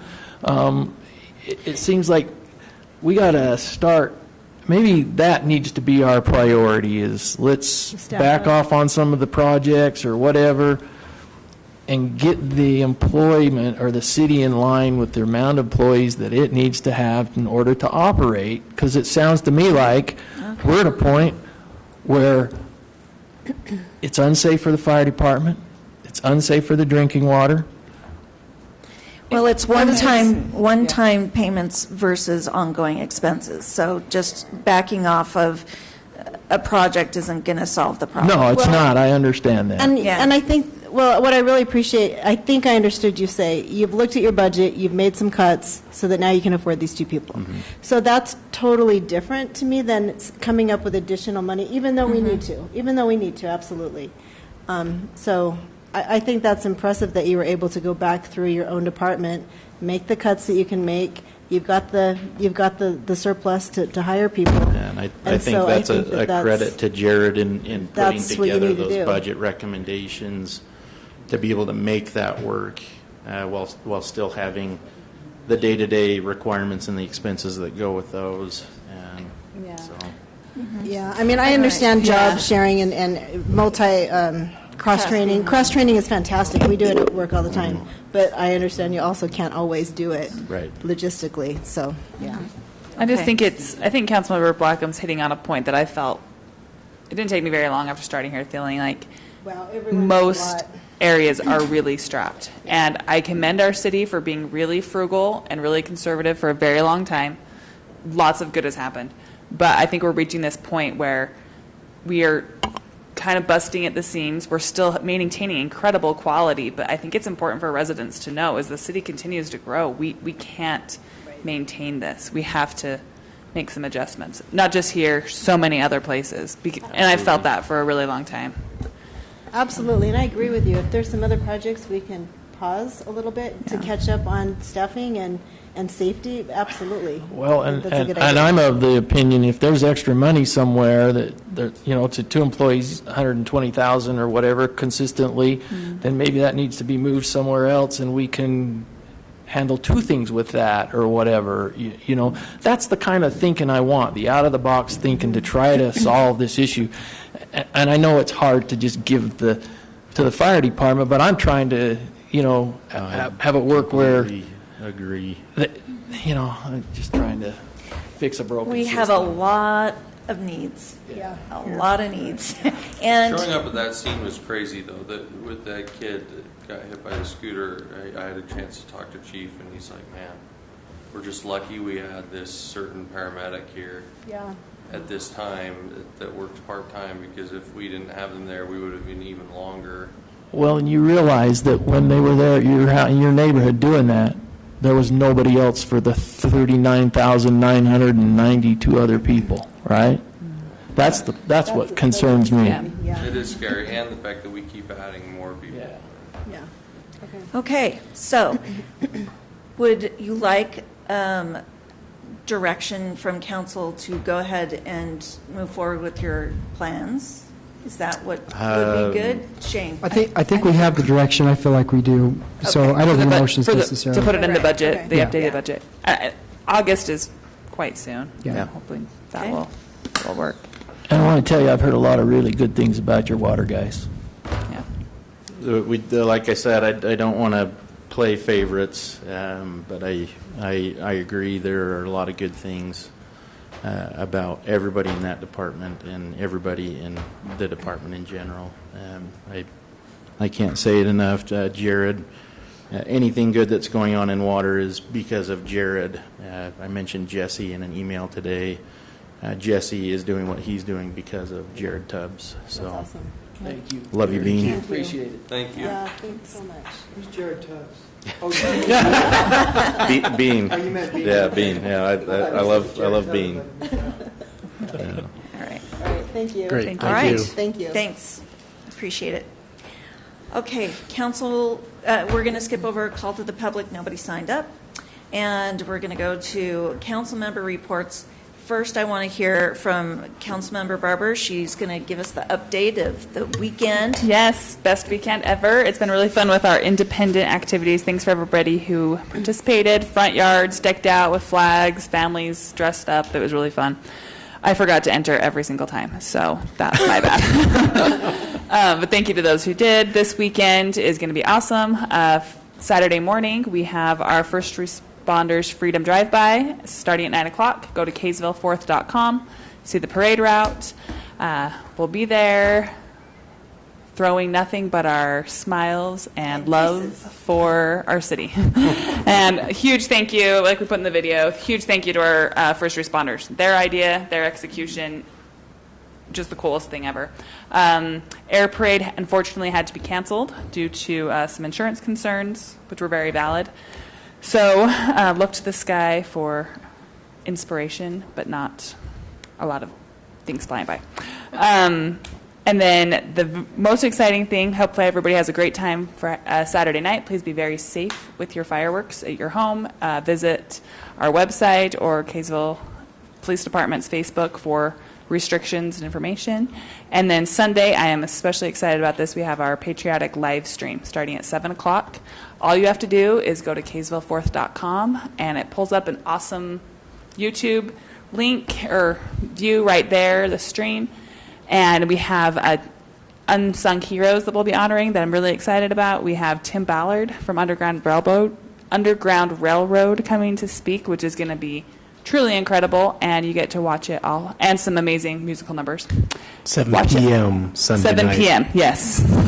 7 a.m., we're all still recovering from fireworks the night before. Just wanted to make sure. 7 p.m.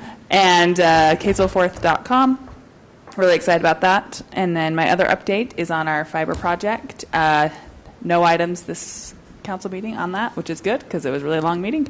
Next week we have a public hearing. 2 weeks. I always say that. Next council meeting. I think I want to come every week. That can be arranged. Next council meeting, we have a public hearing that's been posted and several items on there. So check out newkaysvillefiber.com for all the details. And pause to say, big shout out to Councilmember Barber. This is her third year in a row that she's taken on 4th of July in a big way.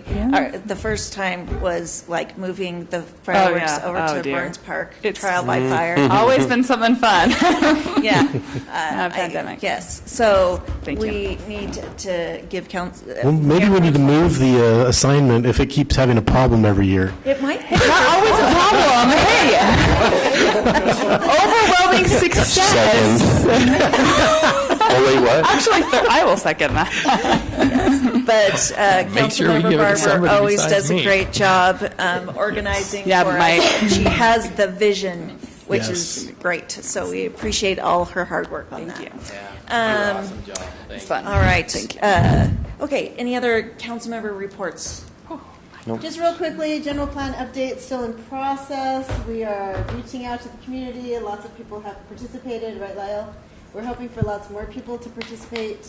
And do you have anything else there we need to add? I brought a graph Oh, yeah. from our consultant, so you can just get this out so you can hear. We had about 2,000 people that were unique users that tried to at least look at the information. Lots of people that took the surveys and left comments, but that's fresh, finished off with the month of June, so to be analyzed. And let's go from what the consultant learned from it and then how we move forward from this. I think we're learning in the future, because of that high drop-off rate, we're going to do smaller surveys. I think a lot That of might people. be helpful. I didn't get through it. Yeah, I think tell you. that's been my feedback. 30 seconds or less is kind Yes. Yeah. People have very short Yeah. attention spans, including All right. myself. Short Very shelf good. life. Okay, thank you for that. And as the council liaison to Planning Commission, will you work with them to? Yes, we've actually suggested doing that several Yes, times. And so we let's do set wanna something make up. Sure that Yeah, we'll take let's do care it. of All right? Yeah. Because that would be great. Any other council things that? I did have one thing I wanted to Yes. share. I know it's super late, but a huge shout out to our community who saw a need to support local businesses in Kaysville. And it has been so fun to watch. They put together this huge event, or a huge Facebook group to start with, highlighting, and then an entire event that spans the entire month of July, highlighting huge giveaways, scavenger hunts through the city. I've met tons of new people and businesses I didn't even know about. I'm having people call me and say, hey, thank you for doing this, and I have the best response ever. It's not me. It's the community doing it themselves. Our city council sponsored a giveaway just today, so thank you for doing that to support local businesses, because that is truly what we are about. So thank you to the community for doing that. All right. City manager, anything? No, thanks, Mayor. Okay. I would entertain a motion to adjourn. So moved. Go into closed session? Oh, Oh, wait, we are? Yes. yeah, but I missed that. don't we have to adjourn first, though? Motion to adjourn. Okay, Second. actually, no. Wait, no, we don't adjourn? We don't You adjourn. got to come out of your, and then. Motion to move motion to move into into closed motion to session. move into closed session. Second.